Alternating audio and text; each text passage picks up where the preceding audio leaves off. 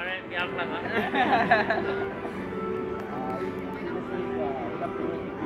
Chapter 1 must get it done. Chapter 2 should be finished. The Excel sheet.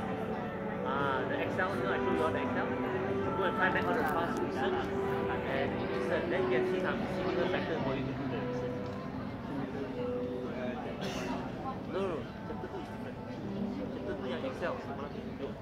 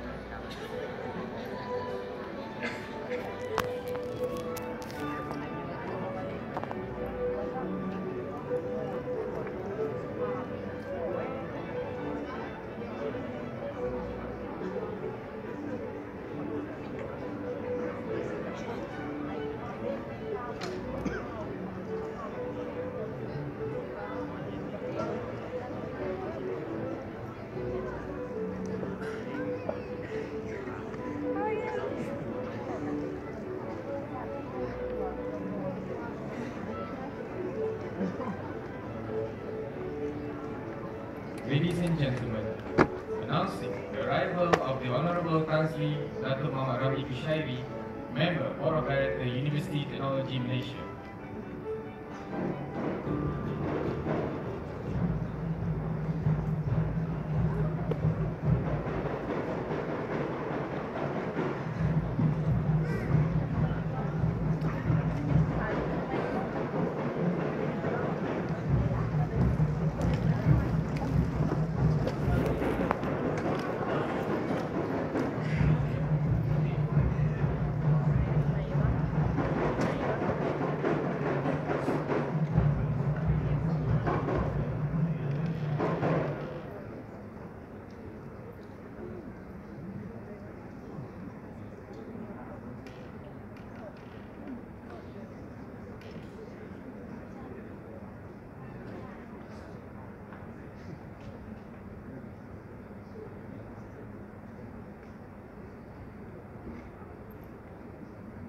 Please remain standing for the national anthem.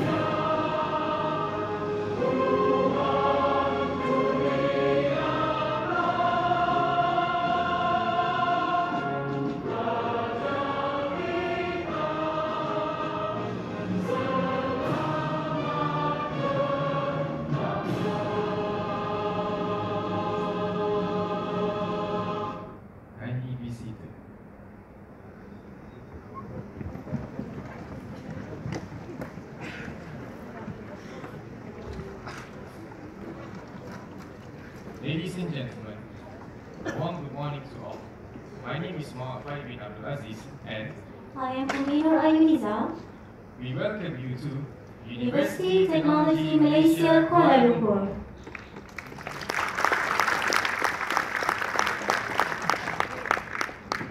We gathered here for two reasons. Can you tell them, are you? Yes, Fatih. We are here to witness the launching of Azman Hashim International Business School Entrepreneurship Beyond Boundaries program, and also to hear a knowledgeable sharing session from Tan Sri Dato' Paduka Dr. Fong Aseng on building future entrepreneurs. Before we begin the program, we would like to call upon Dr. Jihad Muhammad from Azman Hashim International Business School for recital of Dua. Assalamu alaikum and very good morning. We start this event by seeking Almighty Subhanahu wa Ta'ala mercy by reciting Surah Al-Fatiha. Alhamdulillah Rabbil Alameen, Ar-Rahman Ar-Rahim, Maliki Yawmiddin, Iyyaka na'budu wa iyyaka nasta'in, Ihdina as-sirata al-mustaqim, sirata alladhina an'amta 'alayhim, ghayril maghdubi 'alayhim waladdallin. Alhamdulillah, wassalatu wassalamu ala rasulillah. Allahumma aslih li dini alladhi huwa ismatu amri, wa aslih li dunyaya allati fiha ma'ashi, wa aslih li akhirati allati fiha ma'adi, waj'al al-hayata ziyadatan li fi kulli khair, waj'al al-mawta rahatan li fi kulli sharr. Allahumma inni a'udhu bika min al-hammi wal-hazan, وأعوذ بك من العجز والكسل، وأعوذ بك من الجبن والبخل، وأعوذ بك من غلبة الدين وقهر الرجال. O Allah, set our religious life, which is a safeguard in all our affairs. Set our worldly life, in which is our subsistence. Set our hereafter, and to which are we written. And make our life a source of increase in all good deeds, and make our death a refuge from every evil. O Allah, we seek your protection from worry and grief, and we seek your protection from weakness and laziness, and we seek your protection from stinginess and cowardice, and we seek your protection from the burden of debt and the anger of men. ربنا آتنا في الدنيا حسنة وفي الآخرة حسنة وقنا عذاب النار. صلى الله عليه وسلم.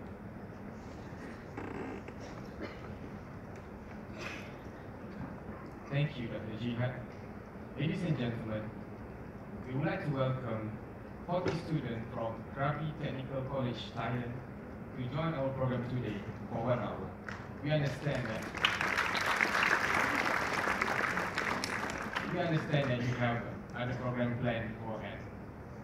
By the way, we also have a student from Germany. Yes, Fatih. We also have Professor Kamaria Ismail, the Director of UTM Technology, Associate Professor Dr. Fauzia bin Ahmad from KPJUC, also a student from UDKL and KPJUC. And we also have entrepreneurs from Kuala Lumpur and beyond. Thank you very much for coming to UTMKL.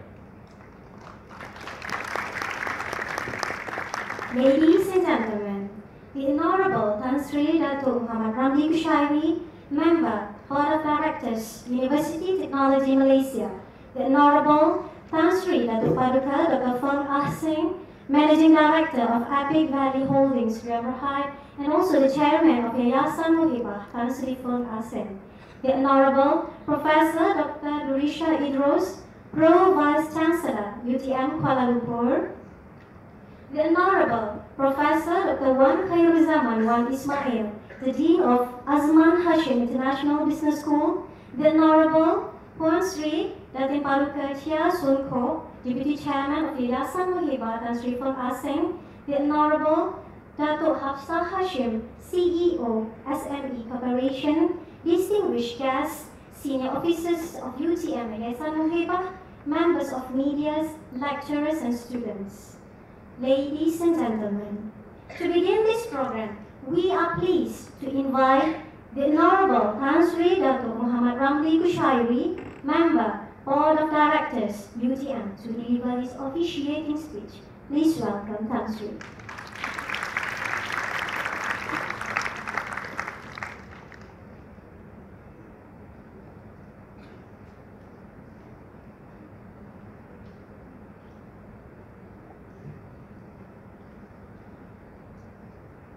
Assalamualaikum warahmatullahi wabarakatuh. Selamat pagi dan salam sejahtera. Saya mengalu-alukan kehadiran tuan-tuan dan puan-puan sekalian ke majlis yang dianjurkan oleh Azman Business School. Tampaknya ramai yang datang hari ini. So, we are very enthusiastic to hear about the lectures that the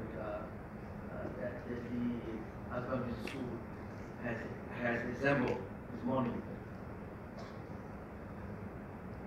Before I begin, I must thank the International Business School or Azman International Business School for giving me the opportunity to officiate at the opening of this talk. This is a very interesting subject we are listening to this morning. Delivered by a known and established businessman. So you are hearing from his story of experience in life as an entrepreneur. And this is a subject which I think you come here to share. We're only with him to learn from his experience. The Honorable Yang Bahagia Tan Sri Dato' Paduka Dr. Asyik Founder and Managing Director of the Epic Valley Holdings India Berhad and Chairman of Yayasan Hibah of Tan Sri Asyik. In other words, the foundation is established by him and him up here. The Honorable Pro Chancellor, Dr. Turisha, it was a very small letters, I must say. University Technology Malaysia, Yang Bahagia Professor Dr. Wan Muhammad Ismail, who is the head of the dean of the Azman International Business School, Dato' Paduka from SME Corporation, acknowledge your presence please, and also there's a representative from the Summer, also representing Dato', yeah, you're welcome, and also alumni from International Business School. He is also a distinguished alumni in our presence. I welcome you to this Azman Business School Friendship Beyond Boundaries program. Beyond this soon, this morning. I must say that you belong to or those who are living or those who are studying at the Azman Business School and those who are studying here at UTM campus, you belong to a university that is very only catered for postgraduates, MBA and above. There is no undergraduate MBA program because I think the limitation constraint of space and time. But nevertheless, the numbers are very sizable. It's about 650, I'm told, at the present, pursuing the MBA as well as DBA program. So much about the UTM and so much about Azman Business School. I'm here to welcome Tan Sri Dr.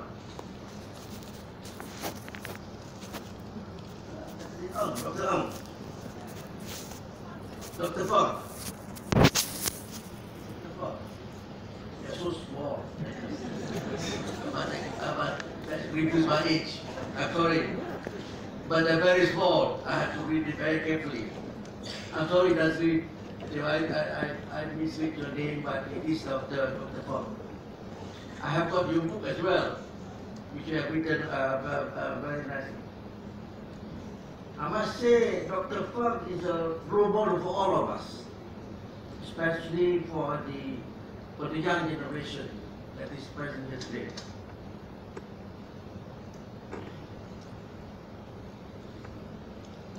And on a brief note, I have read his background. It's a very distinguished background, very humble background. He started off, he named his housing development company Epic Valley Holdings in Amrohai. Mind you, with a capital at that time of $3,000, which gave us hope for young entrepreneurs that you don't need a high capital to start a business. It's a passion and a vision that covers the whole exercise. Now, we have a turnover of, at that time, of $2 million ringgit with $3,000 Perak capital. Yes, that's really generated. The turnover to now is 300 million, which is a huge sum, considering that expanded from 2 million to 300 million in 2014. Its business expired now, spreads all over Peninsular Malaysia, including Penang, Selangor, Perak, Kedah, Perlis, Pahang, Terengganu. His company is among the 100. There's no light here, so not very clear, I must say. I don't know which one is clearer. But he currently manages more than 300 staff and having 40 branches. He's also engaged in the social and sustainable development activities beyond the boundaries. I appreciate the generosity. His philosophical, altruistic philanthropy, in agreeing to fund the Entrepreneurship Beyond Boundaries program. This program will be open to experienced researchers and distinguished PhD scholars at the Asman International Business School under your leadership and under your sole sponsorship. That's it. Your vision was to empower as well as updating society well-being will be an enlightened example for upcoming leaders who will prove their technical and strategic business skills under the program. If I were to stick to this speech, I'll be having trouble reading through. So I would rather use some of my words, which I believe to be more beautiful. Yeah.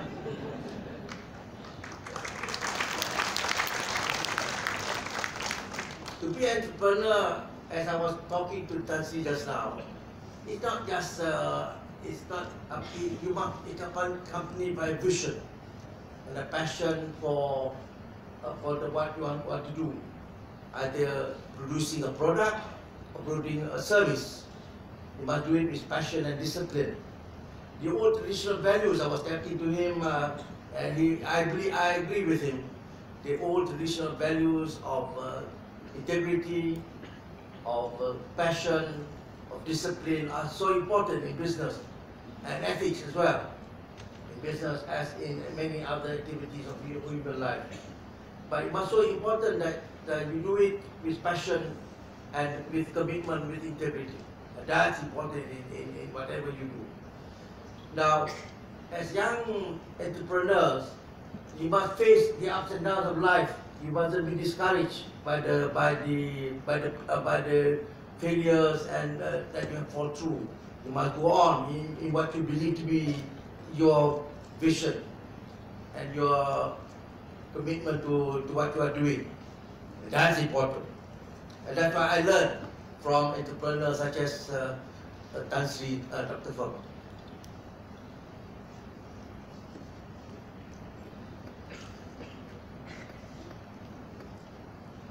Now, we all want a comfortable life, a comfortable start in life, but you must also bear in mind that not all of you will become public servants, and you must start your own business and become your own boss, so to speak, so that in life you control your destiny. But be accompanied by passion and commitment to what you are doing, which is important. And when I was training as a central banker, I started my life as a central banker. I had to go through months of routine work, which will bore some of you as young students. But you must bear in mind that's work to be done. Now I was counting notes, as a teller. So the joke was that my friends will line up in the queue to serve by me, and I had to be sure. And in the bank operation, even you are out by $10, you cannot put your money into 12 o'clock. I say, can I put my money to fill up the $10 that is vacant? No, you cannot. You have to balance the books. That's important. In other words, it requires a discipline and requires commitment of time. You cannot put your money and fill up the missing $10 or $20 in the account. You have to balance it up and find out where the $20 is. So that's a training that will bore you, but it's a work. But it's work, and you have to be committed to it.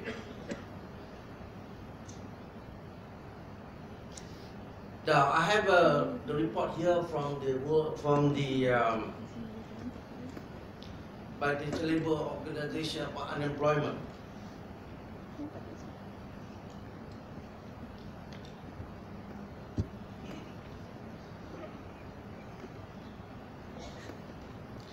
Now, nearly 160 million people annually are unemployed around the world.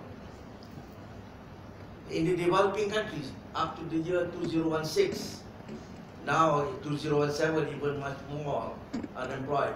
So you have to find a suitable niche in life to find what you want to do. You cannot be a salaried man all along. You can also be an entrepreneur and be your own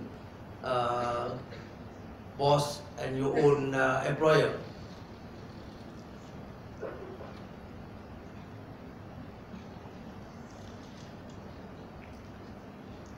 I'm sorry, there is no light here. Is there a light? There is it.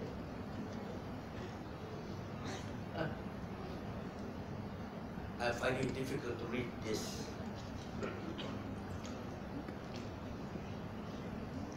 Now, this Azman Hashim Business School program, Entrepreneur Beyond Boundaries program, will engage potential entrepreneurs and take strong initiative to promote entrepreneurship scheme.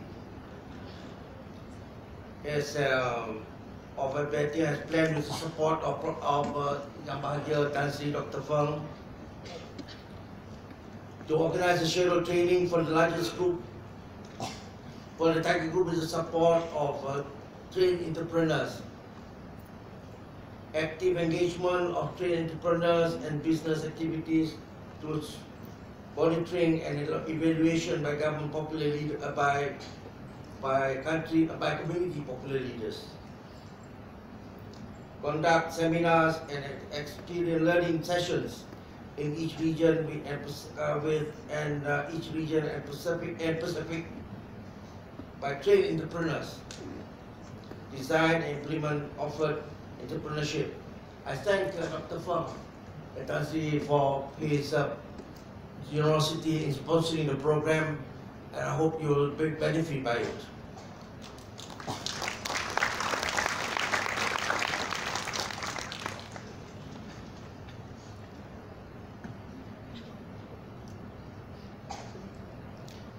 We hope to have a long-term collaboration with Tan Sri Dr. Fong,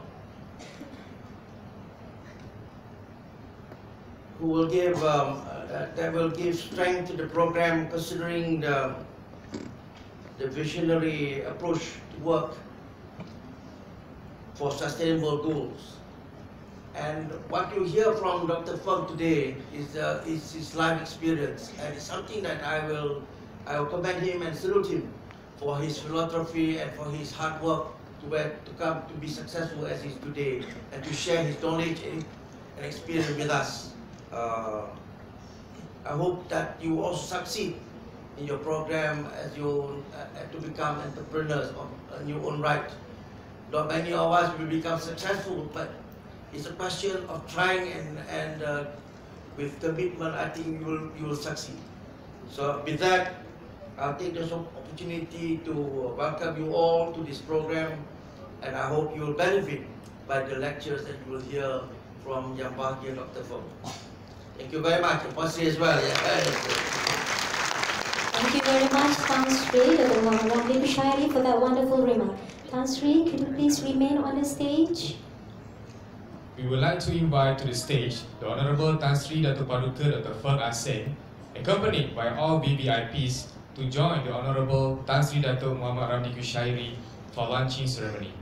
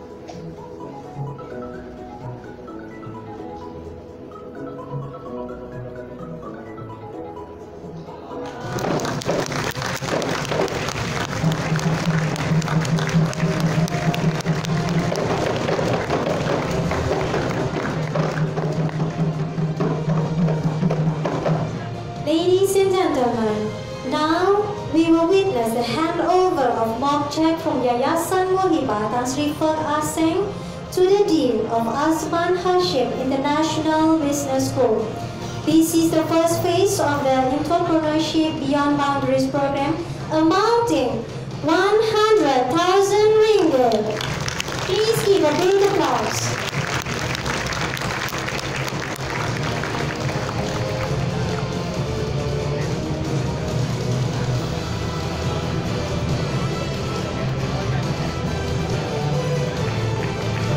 This is the first phase only for 3 months.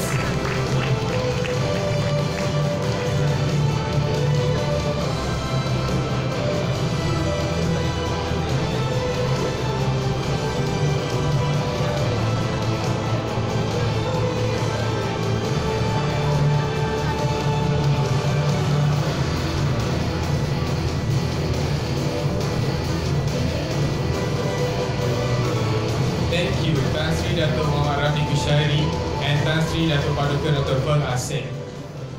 Please be seated. Ladies and gentlemen, let me brief on Entrepreneurship Beyond Boundaries program. UTM Azman Hashim International Business School and Yayasan Muhibah Tan Sri Feng Ah-Seng have agreed to work together for the first time on the prestigious Entrepreneurship Beyond Boundaries program, EBB. This program is under the flagship of Yayasan Muhibah Tan Sri Feng Ah-Seng JP, is aimed to enhance society well-being, reduce poverty, and uplift the economy. The program is open to entrepreneurs who wish to improve their business success and sustainability.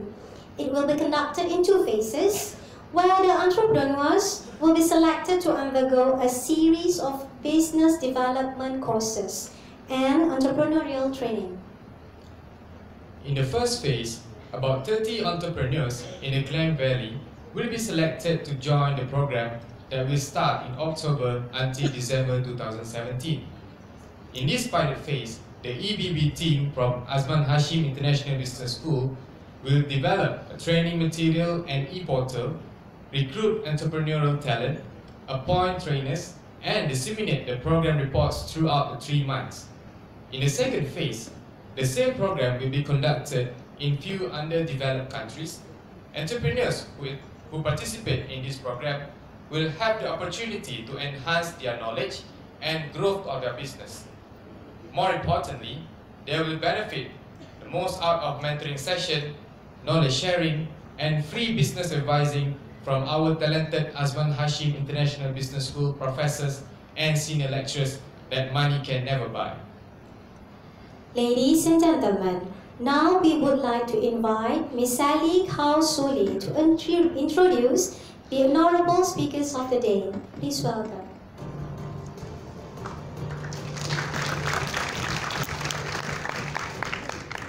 Thank you, TIU and Encik Faid.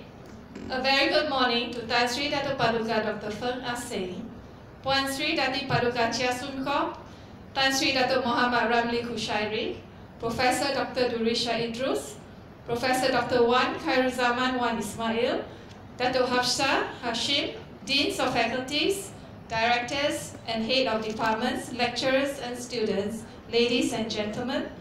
On behalf of Yayasan Muhibah Tan Sri Feng Ah-Seng, we are honored to be here at your distinguished university.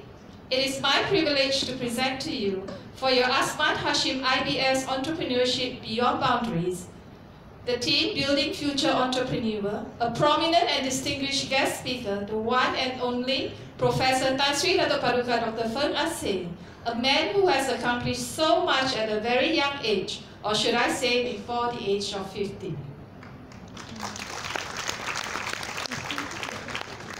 Tan Sri Dato' Paduka Professor Dr. Feng Ah-Seng has lived a unique and extraordinary life.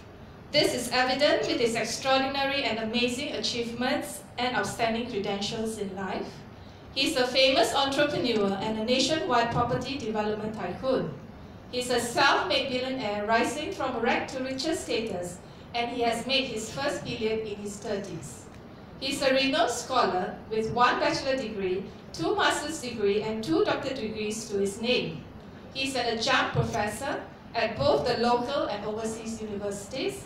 He is a motivational speaker for his charitable seminar, colleges, higher institutions, and universities. He is the honorary dean for the Malaysian Association of Business and Management Scholars, MABMS. He is a writer on leadership books. He has currently published 5 Mandarin books, 2 English books, and 1 in Bahasa Malaysia on leadership. Tan Sri is also a columnist for a renowned newspaper and magazine, the Kong Hua Yip Po. He is a leadership training school principal. He conducts yearly leadership camps for all Chinese schools nationwide. He is an ex-military officer. He is a movie producer. He is also an honorary advisor for the Reserve Army Association of Malaysia, the Askar Watania. Tan Sri is an avid and great adventurer who has trekked the perilous Amazon jungle, conquered the base camp of Mount Everest. And ladies and gentlemen, he has recently returned safely from his Soya kayaking expedition in the icy waters of the Arctic Circle. He is now the key member of the Arctic Polar Plunge Club, where you have to jump into the freezing Arctic Ocean, -5 degrees with no life vests. Please give Tan Sri a big round of applause. We will later witness these thrilling adventures and expeditions around the globe in our short video clip. And more importantly, Tan Sri is the biggest philanthropist on an individual basis in Malaysia. Please give Tan Sri another big round of applause.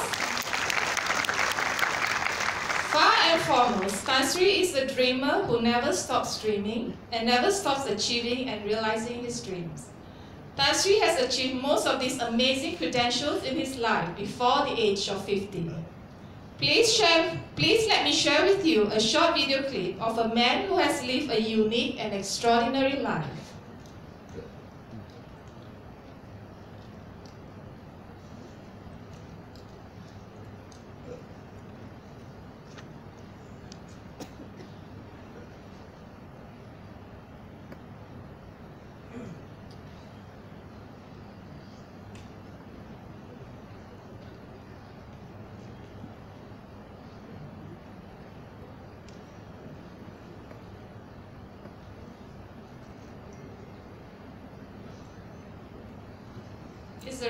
Is the video ready? To create an extraordinary glorified life with a legendary success story, one can never put a cost or value on something so...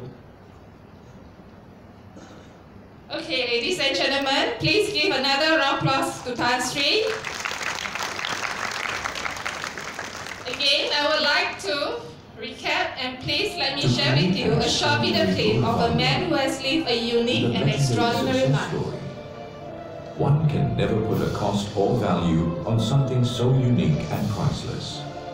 An extraordinary man creates greatness in his life by doing things others dare not do and achieving the ultimate success through the creation of a unique life for his very own.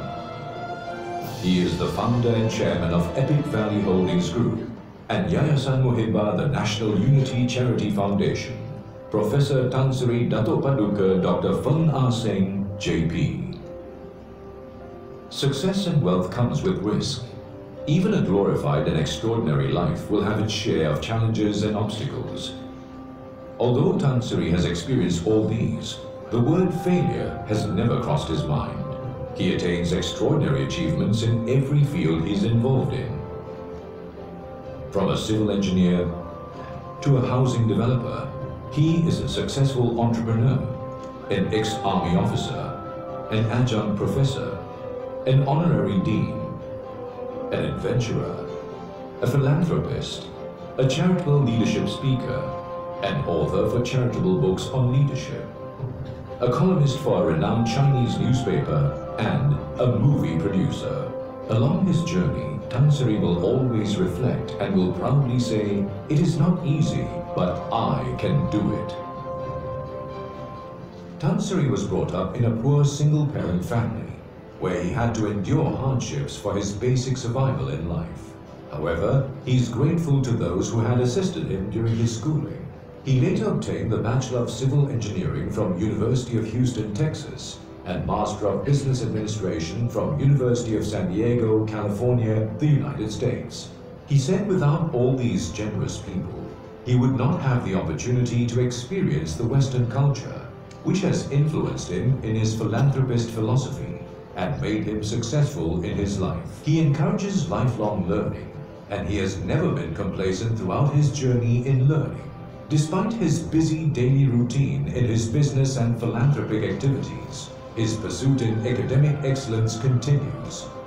Tan Sri obtained his second Masters of Business Administration and received his doctorate in Business Administration from the Australian Institute of Business in 2014. His doctoral research paper was highly praised by 2 Australian professors, namely from University of New South Wales and Queensland University of Technology, Brisbane. Overall, this is an excellent thesis. It is well-rounded, strategic yet practical, academically solid, and extremely well written. It shows good judgment and intellectual maturity on the part of the researcher. It offers a thorough evaluation of the intervention in the workplace As such, it succeeds on criteria of integrity and practicality. There is very little to criticize or to add, other than to congratulate the candidate. The other report also stated with recognition that the candidate to be commended for a pragmatic and useful research contribution with the appropriate rigor and discipline demanded of DBA research. Tan Sri's excellent academic achievement is well known locally and internationally. In the year 2015, the Vice-Chancellor of the University of Utara Malaysia invited Tan Sri to be the university's adjunct professor. The Dean of the Business School of Accounting from University of Utara Malaysia had personally come to submit the commission to Tan Sri and officially appointed Tan Sri to lecture the master's and doctorate students on business management and leadership skills. The University Malaysia Kelantan is a public university which focuses on entrepreneurship. Tan Sri has been invited to be the adjunct professor, and his talk was fully packed with students at the Grand Hall. The good news comes one after another. The Multimedia University, MMU, has also presented to Tan Sri the university's appointment letter, inviting him to be the adjunct professor and to give talks to the students. During Tan Sri's seminar, there was maximum participation from the students. Some students were seen sitting on the floor because the hall was packed. Hence, bad weather and flash floods cannot stop the students from coming to learn from Tan Sri. Within that week, Tan Sri received another appointment letter to become the adjunct professor to the Tunku Abdul Rahman University College. Prior to this, Tan Sri was invited to give a talk at the Tunku Abdul Rahman University College Kuala Lumpur main campus and also the branch campus in Penang. There were more than 1,000 people who participated at his talks, where the students and lecturers greatly benefited from Tan Sri's sharing. The following day, Tan Sri received another delightful piece of news. And this time around, it was University Malaysia Perlis, UNIMAP, inviting Tan Sri to be the adjunct professor of the university. Nevertheless, there are also a number of universities who are eager to invite Tan Sri to be their adjunct professor. Tan Sri has suddenly become popular and the adjunct professor of choice among the universities. Tan Sri's invaluable sharing of his academic and practical experience was widely welcomed by the tertiary institutions all over Malaysia. This ranged from the University of Utara Malaysia, UUM, University of Malaya, UM, University Malaysia Kelantan, UMK, Multimedia University, MMU, Tunku Abdul Rahman University, Utah, Tunku Abdul Rahman University College, TAR UC, Kuala Lumpur main campus, Tunku Abdul Rahman University College, Penang branch campus, Southern University College, New Era University College. These universities acknowledge Tan Sri's mission and contribution of establishing a more solid foundation in leadership, which will benefit the students in the future. Tan Sri's passion in developing the higher education and the quality of the academy has drawn many scholars' attention from the business and management field. The newly formed Malaysia Association of Business and Management Scholars has appointed Tan Sri as its first honorary dean, with a vision to become a prominent scholar society in the field of business and management internationally. Tan Sri's academic achievements has received wide recognition from top international universities. Tan Sri was also appointed as the advisor for the Global Centre for Work Applied Learning in Australia, and he was the only Asian speaker in the International Work Applied Learning Conference. Tan Sri has been invited to speak in the Yunnan University, Taiwan, and has received great response from the students. The Chinese University of Hong Kong, CUHK, has organized for its visiting students from the Copenhagen Business School and University of North Carolina, the United States, to visit Tan Sri in Malaysia and to learn from Tan Sri. In April 2017, Tan Sri was the first leader from Malaysia invited by the top university in China and ranked world number 30, the Tsinghua University in Beijing, to give a talk. Tan Sri's invaluable sharing on his amazing success and unique personal achievement was greatly appreciated by the Tsinghua University. A month later, Tan Sri was invited back to Tsinghua University, and this time he spoke to the world's outstanding young leaders under the Schwarzman Scholars Program on the integration of Eastern and Western leadership. Tan Sri's achievements and inspiring talks have caught the attention of the prestigious international universities, including the National University of Singapore, which is Singapore's flagship university and also Asia's #1 university. Hence, with Tan Sri giving these series of talks overseas, it acknowledges his academic excellence and status internationally. Tan Sri is more than a scholar. He is a risk-taker who loves adventure and dares to take on dangerous feats. Tan Sri not only drove a four-wheel drive vehicle in the Middle East to explore the hot Sahara Desert, he also dived into deep oceans to explore the underwater world, including to Australia to look for the salted crocodile. He has dived into iced and deep oceans in the south of Australia and swam with the great white sharks. All these adventures show his courage to break through his own limitation.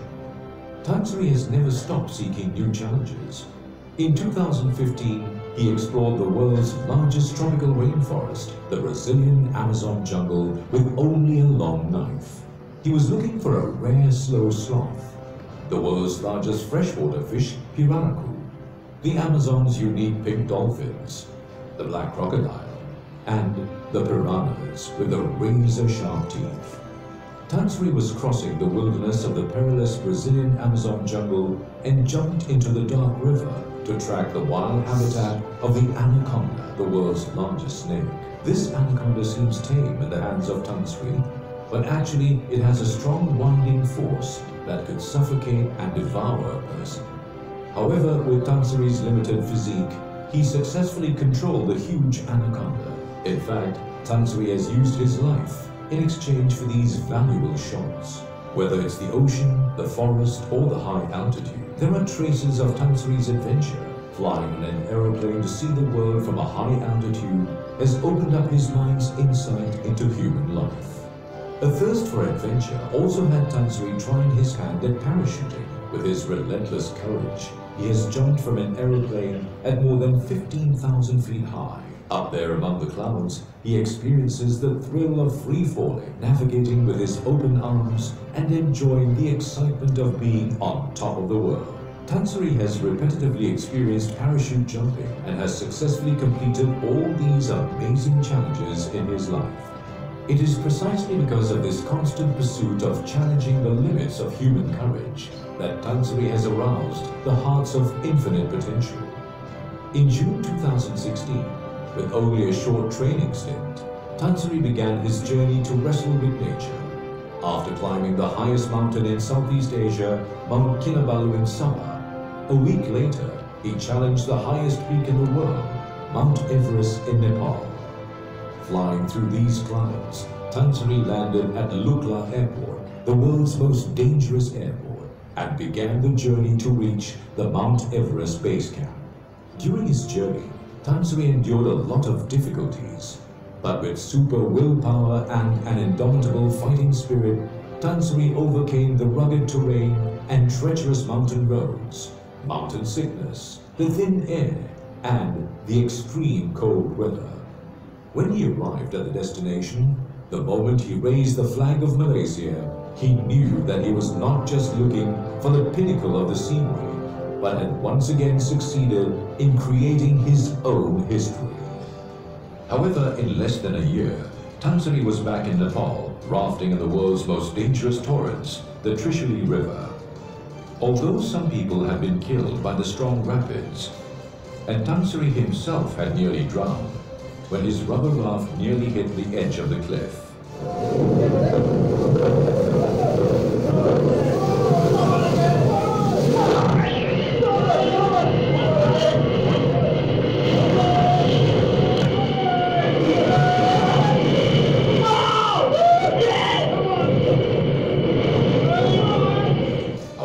He managed to overcome the tempestuous and challenging river and came back safely.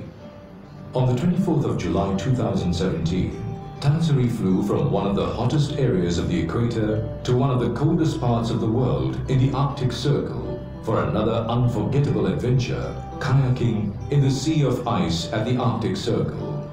Here, Tan Sri will be risking his life to kayak beside the icebergs, which are dangerous when huge glacier calving can create a massive tsunami. Other dangerous risks could be the attacks of the Arctic whales and walruses. However, all these didn't stop Tan Sri from being the first Malaysian kayaking in the North Pole. This great expedition to the Arctic is another of Tan Sri's dream come true, where he managed to see the ferocious polar bear. I'm going to take the polar plunge, and the water is going to be about -5 degrees Celsius. So, well, gotta be brave. A man gotta do what a man gotta do. Okay, no risk, no glory, and it's going to be good. It's going to be cold, but it's all going to be all right.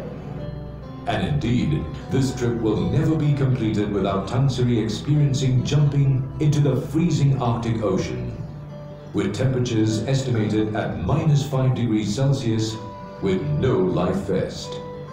Well done, Tan Sri. You made it back alive. Tan Sri has yet lived another wonderful adventure with no regrets. Tan Sri's 9 years as an aviation army officer had contributed towards his strong character, courage and fighting spirit. His military career and experiences has made him highly disciplined and appreciative of the importance of teamwork. He has inherited the military ideology and the importance of leadership by example, and practices the management philosophy of both the Western and Eastern culture.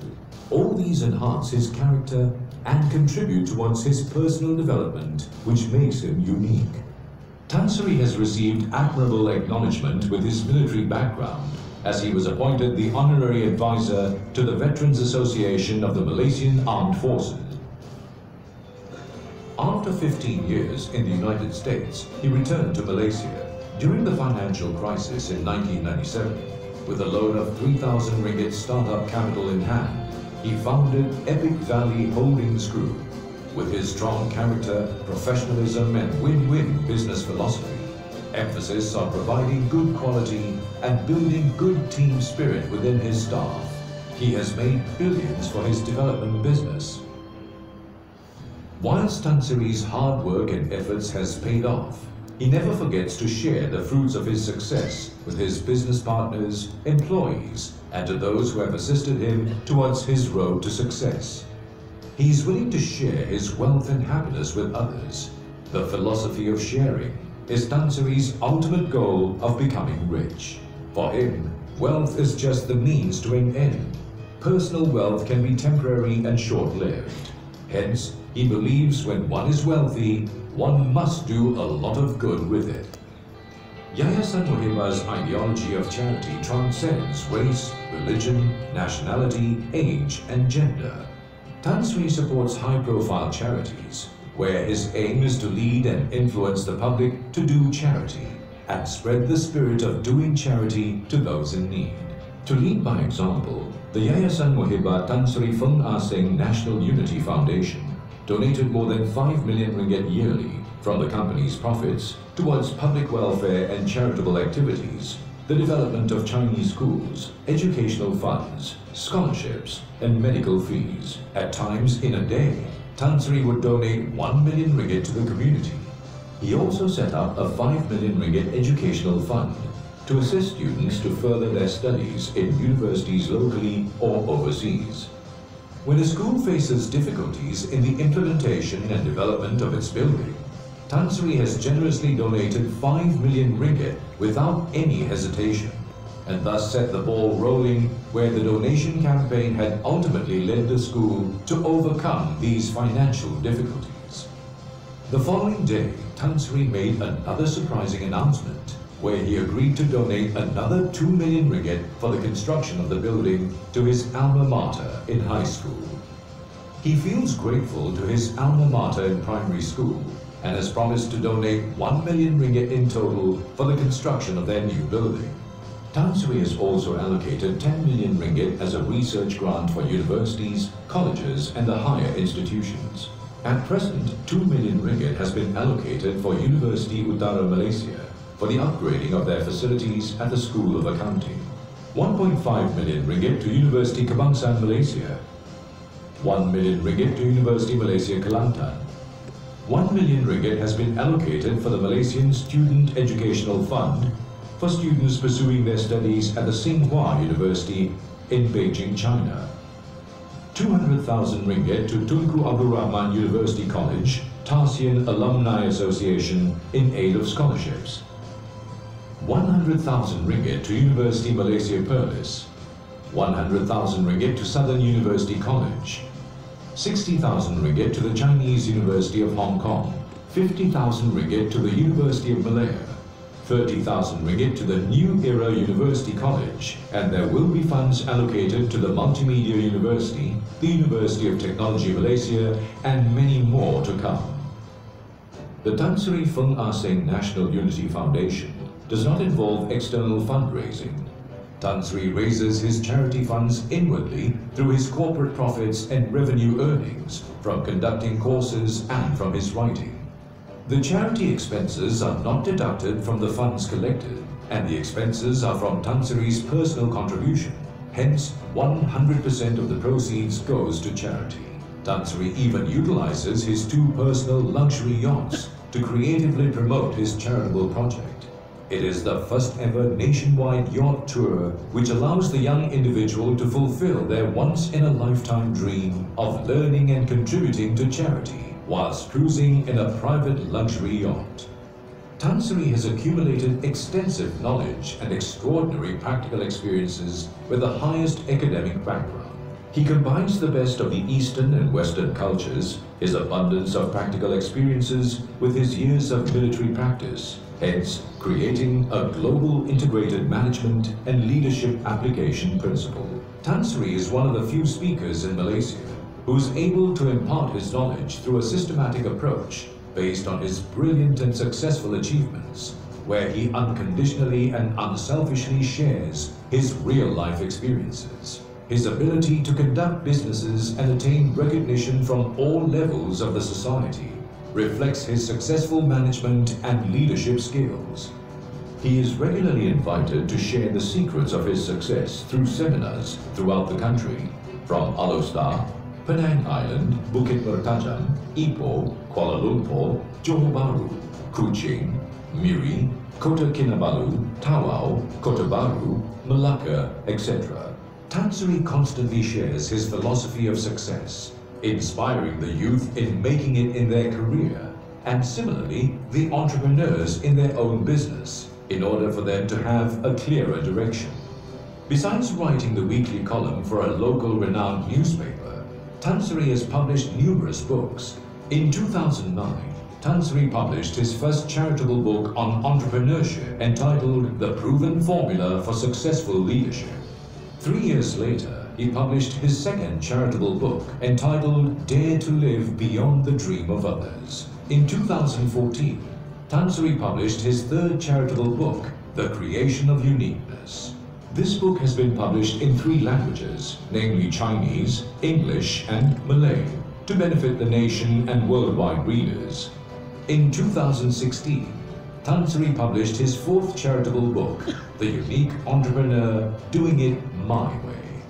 Her Majesty the 14th Queen of Malaysia, Tuanku Haja Aminah, has penned the foreword for his book and believes his book could make a difference in the readers' lives, thus helping them to change for the better and even making their dreams come true. In 2017, Tan Sri published a series of leadership books entitled Lead and Grow Rich, The Asian Way.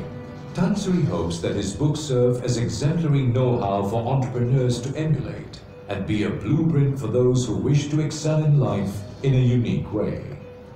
Although Tan Sri has a very busy schedule, nevertheless, he is fully committed to his spirit of sharing. He is actively involved in establishing the right thinking and values for the community through fostering and cultivating more promising and prominent leaders for the future. Tan Sri's spirit of sharing is unconditional. He says that at times he might be busy and tired. However, he cannot put on hold his important mission of cultivating talent. He believes that it is a loss if a high achiever does not share his successful experiences during his lifetime. Tan Sri's generous and relentless spirit of sharing towards the society and his contribution in charitable works has brought him national recognition. In January 2009, he was conferred Dato-ship by Duli Yang Maha Mulia, the Sultan of Kedah. Subsequently, in January 2011, he was conferred Justice of Peace by His Royal Highness the Sultan of Kedah. And in June 2012, he was bestowed the title of Tan Sri by His Majesty the King of Malaysia. Subsequently, in January 2014, he was conferred the title Datuk Paduka by the late Tunku Bendahara, the Pemangku Sultan of Kedah. Tan Sri's outstanding achievements in business, his renowned philanthropy works, and his great leadership skills have been highly praised, respected, and perceived as a great role model for the society.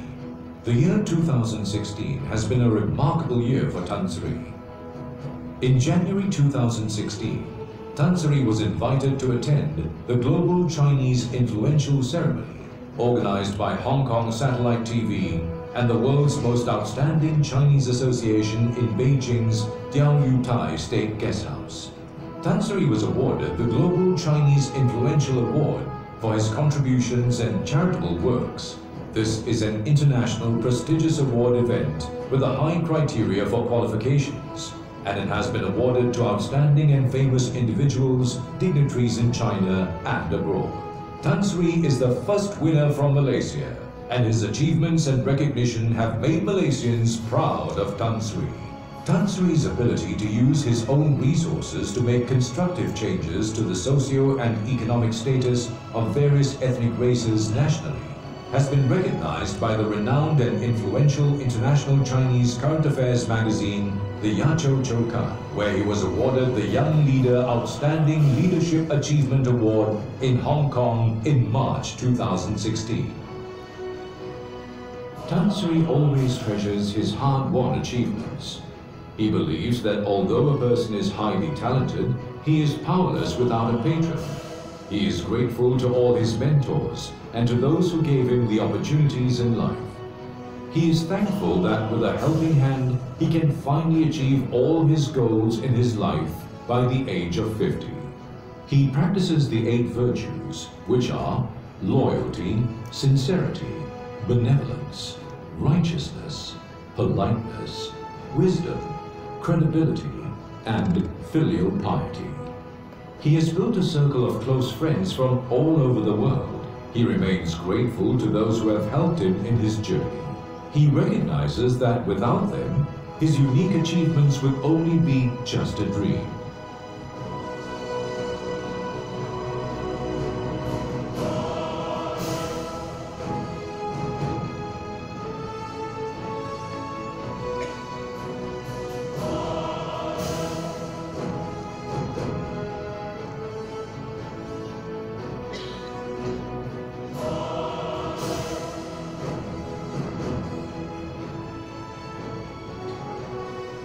Now he possesses everyone's desire of owning a huge corporate business, wealth, titles, knowledge, and social status, where he shines like a celebrity and becomes the center of attraction wherever he goes.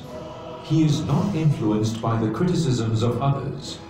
Tan Sri continues to practice the spirit of altruism and his commitment to help the community. Due to his unique leadership skills, he is a widely respected and admired leader who is able to influence society to change for the better. Tan Sri's leadership philosophy has become a great reference and role model for the new generation of young leaders. Please let us introduce to you Tan Sri Datuk Paduka Dr. Feng R. Seng, a man who has lived a unique and extraordinary life. Ladies and gentlemen, please let me introduce to you Professor Tan Sri Datuk Paduka Dr. Feng R. Seng, a man who has lived a unique and extraordinary life. Please give Tan Sri a big round of applause.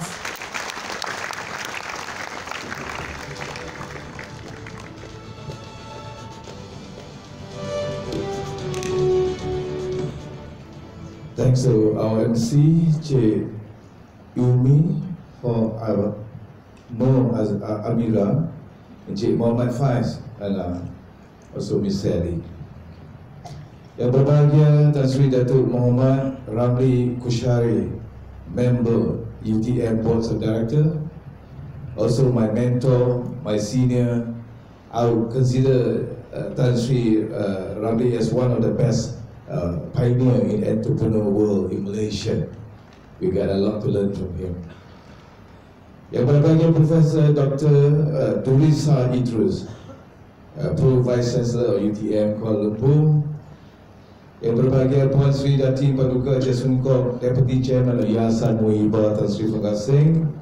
Yang berbahagia Profesor Dr. Wan Khairu Zaman Wan Ismail, Dean of Asman Hashim International Business School. Yang berbahagia Datuk Hafsa Hashim, CEO SME Corporation.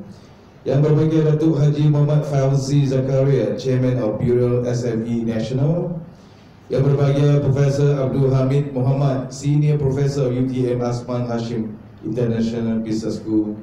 Yang berbahagia Profesor Khairuddin Suhab Min, Senior Professor at UTM Asman Hashim International Business School.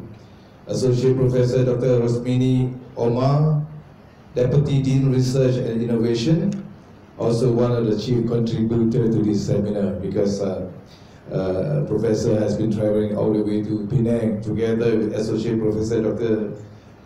Susilawati to make this thing happen. Associate Professor Dr. Siti Jaleha Abdul Rashid, Deputy Dean Academic. Dr. Susilawati Kamaruddin, Head of Executive Development Program, Senior Lecturer UTM Asman Hashim International Business School. Dr. Alex Hau Hong, President of the Malaysian Association of Business and Management Scholars. Dean of Faculties, Directors, Heads of Departments, Professors, Lecturers, our fellow international students, our future entrepreneurs, ladies and gentlemen. So hari ini saya ingin mengucapkan ribuan terima kasih kepada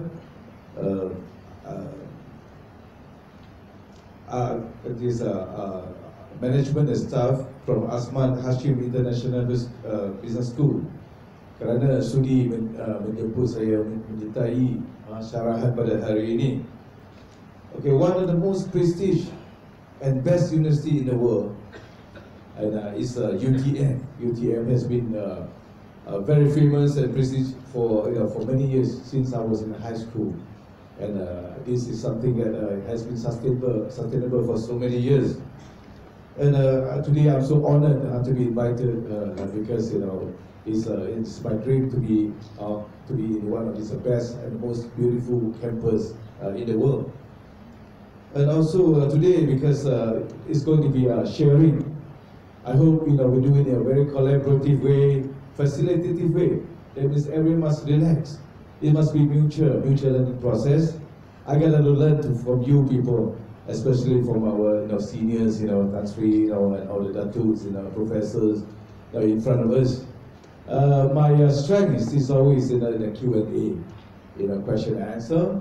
So please, give any question you feel like you need to share with me, because I'm an experienced speaker, I might not be able to talk like a motivational speaker, jumping up and down doing aerobics, I cannot do that, But I promise you, talking about experience, I'm okay. I'm quite substantial experience. In case I cannot answer this question, please do not worry. I got Tan Sri, we got Pro Chancellor, we got Chancellor, everyone here to help me, to solve the problem. Okay. Now, before I proceed, because Dean of the college, remind me, you got 1 hour to share your experience, your lifetime experience with everyone here. So time is very limited resources. Okay. Now, before I start, I would like to thank all the professors, lecturers, teachers for all these years for teaching me, providing me all the education for me to be successful in this world. Success doesn't come easy. Success comes in the combination of education, knowledge, plus your experience. Without any one of these, you'll be just average. So with the education and knowledge, but no action, no experience, then you'll be just average. But of course, with a lot of experience, but you don't have any education, that's even worse, because your success will not be sustainable, because you are doing it the way, but the blind way, just like a ship without captain. All right. So today, I still have a few points I want to share before I start. I go through the slides, which I'll be sharing with the students very soon. Next week in Tokyo University, in Tokyo, and also in the University of Oxford in London, and it's October 23rd. So okay, now a lot of people, if you read my book, I get 2 books. Can you bring it here? I have written 2 books about entrepreneurship. So how to be an entrepreneur, how to be successful entrepreneur. Now let me share a secret with you, all you people. I agree. I think Tan Sri, you agree with me. A lot of people ask me, can you tell me what's the secret of success? I said, if I tell you, you won't like me anymore. All right? Because everyone wants a secret where you just, if you click, then you're successful. Let me tell you, remind you, you want to be a successful entrepreneur, there is no secret. The best secret is working very hard. You work harder than other people. People work for 1 hour, I work 10 hours. All right? People sleep 10 hours, I sleep only 4 hours. I don't sleep early. Every night I was sleeping at 1 to 2 o'clock. I wake up very early by 7 o'clock out. All right? So I spend most of my time working very hard. Okay? Now, second thing is what? We must have experience. Okay, now you must learn. Especially, do not stop learning. The moment you stop learning, you are dying mentally. Every day, leadership, entrepreneurship, this management come in new dimensions, new knowledge coming in. So we must not stop learning. Okay, we must keep reading, keep learning. If not, you'll be left out. People say, I don't read, I be stay, just like normal. No, if you're not reading, you'll be left out in the world. Okay, because everything's come so changes come every day. So success secret so simple. Knowledge, hard work, put in action, perseverance, also the art of how to learn how to set a goal. Now most of the people don't know how to set a goal. I'm going through this, so you have to worry. I'm going to through this slide very soon afterward. Now, success starts from setting a goal. Okay, can you put that slide? Okay. If you don't know how to set a goal, it's no point to be knowledgeable and to be very ambitious, because you don't know how to start. So setting goal is rule number 1, the first step. Okay. Now, so this is how I was talking about lifelong learning. Keep learning, going to school, keep reading. It might not be to be learning in a university or high college, whatever. Can you go to the secret of success? The slide. Yeah. Okay, so do not stop learning.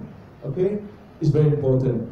Now, the third one is we're talking about before you can become a successful entrepreneur. Please understand. Please understand what's the difference between a businessman and an entrepreneur. A businessman is someone who do anything, they don't care, just to make some profits. They don't care whether sometimes they don't care whether it's legal or not legal. They do everything as long as they get some money. All right? An entrepreneur, they must do things according to the law. That means legal, no cheating, no lying, no stealing, not taking advantage of anyone. And the most important purpose why you want to become an entrepreneur is what? Is to eventually to practice your corporate social responsibility, to help people in the market, to help the people in the country, to help the people in the whole world. I think that's really, agree with me, that he has been an entrepreneur before. Now he's involving in the public sector, he's involved in a contribution to the university. That is called corporate social responsibility. So it's so important that we must know the difference between businessman and entrepreneur. A lot of businessmen end up in the jail. Alright? Okay, they don't care because as long as you make money, that's good. An entrepreneur always end up being someone well known and someone to be recognizable in the society. So I wish everyone, please, we must not confuse what's the meaning between the businessman and entrepreneur. Okay, businessmen have an easier life. All they want is money. Entrepreneur, you have to serve the society. Right? So if you want to be an entrepreneur, that's totally different from being a businessman. Okay, businessman comes and go. Entrepreneur will always stay, because only the practice of entrepreneurship can create your branding, your personal branding, and your personal legacy and history.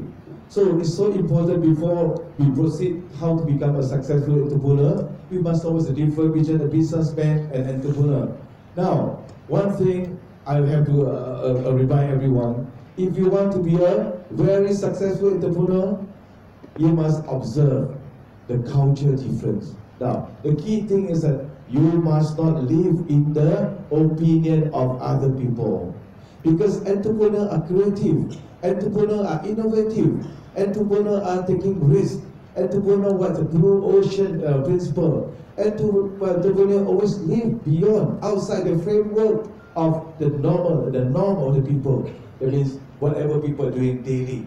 So at the moment you live behind or outside your so-called your framework, then you have to accept a lot of people might not like you. A lot of people criticize you. A lot of people even they were jealous about you. The so-called the turnkey principle coming. Alright? People don't like you to be successful. So if you want to be a successful entrepreneur, you have to be innovative. The moment you're innovative, people hate you. Because we hate people who are doing better than us. Am I right? Is that right? If you don't agree, you're lying to me. Okay, when people are doing better than us, we don't like it. But if you have the wisdom and intelligence, it takes about 5 seconds to remind yourself, please don't do that. Am I right? We got to learn from people who are successful. Please do not be jealous of them, because while you are enjoying your fun, spending your time in karaoke singing, these people are working very hard to make a living. Am I right? To improve themselves. So anyone can be successful, provided you put some effort in it. Now, you don't have to be an entrepreneur to be successful. Now, you can be a very successful lecturer, very successful professors, successful dancers, successful singers. You could be successful in any area. Successful politician is okay. Now, being rich is only one of the successes. Okay? The definition of success is live your life, be happy, doing things your way, have your personal freedom. That's all. As long as you're happy. If you own 10 million ringgits, if you're not happy, I don't consider you are successful. Alright? So success means you have to be happy. Live your life, be happy, be contented with what you have. That's the key thing we must observe, how we live our life. Now, okay, do not live in the opinion of other people. Now, understand the world culture. Why we have to understand the world culture now? The world becomes very small. That's why today we are talking about entrepreneurship beyond boundaries. Because look at the world. We have the new trade policies. RCEP is coming. We have the previous trade policies that has been initiated by America called TPP. Now we're talking about China is initiating the One Belt, One Road. All these things make the world very small. Because now with the interaction of all the countries, the whole world is getting small because of logistic advancement. Now basically you can travel to any part of the world within maybe 24 hours. Okay? So to be a good entrepreneur, we must know what's global this entrepreneurship. Okay? So understanding the culture of other people, other consumers is very important. Not just one culture. Now in Malaysia, we must understand the culture of Chinese, Malay, we must understand the culture of Indian, we must understand the culture of Kadazans, Iban, a lot of our expats, the foreigners are here. So we must understand the culture. What does the consumer want? Alright? The culture, why we should understand the culture? Because being an entrepreneur is very simple. Give the customer what they want, they will give what you want. Simple. Am I right? Just like working for a boss. Give the boss what they want, you get what you want. Am I right? If you say, I gave everything the boss want, but still I don't get what I want, maybe you are giving the wrong way.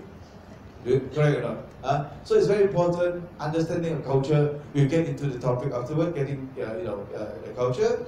Now, of course, do not forget, an entrepreneur is also a leader. You cannot be a successful entrepreneur unless you know how to lead the team. Be the Panglima of the team, am I right? If you are going to perform by yourself, your own self, only one person, you cannot go too far. Am I right? There's only so much thing one person can do. You must be able to lead the whole team of management and all your staff. So leadership is very important. You must learn about leadership to be a global leader, a global entrepreneur. Okay, now, so what I'm talking about, education is so important. So you want to be a successful entrepreneur, please do not go back to school for short courses to refresh yourself. Keep reading a lot of biography from people who already achieved their success. It could be any person, right? You must always, improve yourself. The moment you don't improve yourself, you cannot lead the team. Because your team, your management and staff, they keep improving themselves too. So have a leader, you must always be at least 10 steps ahead of them, so that people will be convinced by you, so that you become a good entrepreneur. Now, people ask me, when should you start your entrepreneurship training? I said today. You know why? Because the earliest you start your entrepreneur training, then you are better, prepare yourself. Opportunity only are provided to people who are well prepared. You look at my short clip, I have to apologize to everyone. This video clip is a bit long. But I have done my best to make it the shortest possible in my life. Because I really want to go for it, it's still a lot of crazy things they will see. Okay? Because I'm someone who is good in almost every area. You know, I don't concentrate my career or my hobbies in one particular area only. Okay, so you have to keep improving yourself while you are in school. Set your goal, make up your mind. You know, okay. Some of you, when you graduate, you know, after graduation, you may be going for employment. That means working under a company or whatever. Now, some of you might be self-employed, you know, professionals, accountants, you know, engineers, architects, you know, whatever. Now, some people who might come out to become entrepreneur. What's an entrepreneur? Entrepreneur, that means what? You're working in the company for quite some years. Then your boss really like you. Your boss feel like you are one of the best, can help the company. They invite you to be they are one of their directors or shareholder. That's called intrapreneur. And some of you, maybe, like most of the students here today, you choose to be an entrepreneur. You get out in the society and you get out to the market, and to prove yourself, you're an entrepreneur. Of course, entrepreneurship, being an entrepreneur is very rewarding, okay? But you have to work extra hard. Work very hard. When people are sleeping, you still are working, all right? Entrepreneur is a 24/7 job.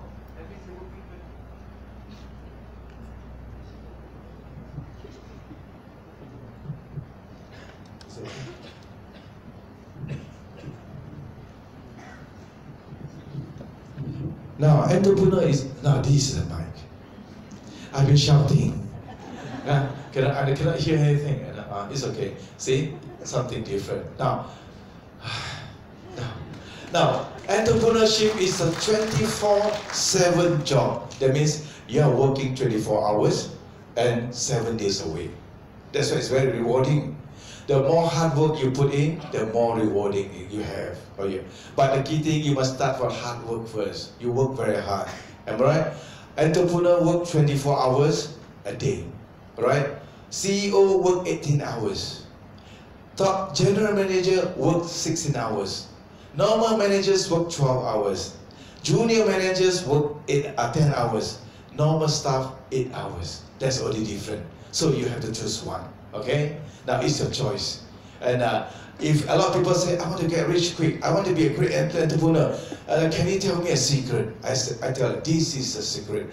Work like a cow. You know, I mean, that's all. So to start to be an entrepreneur, your mindset must be correct.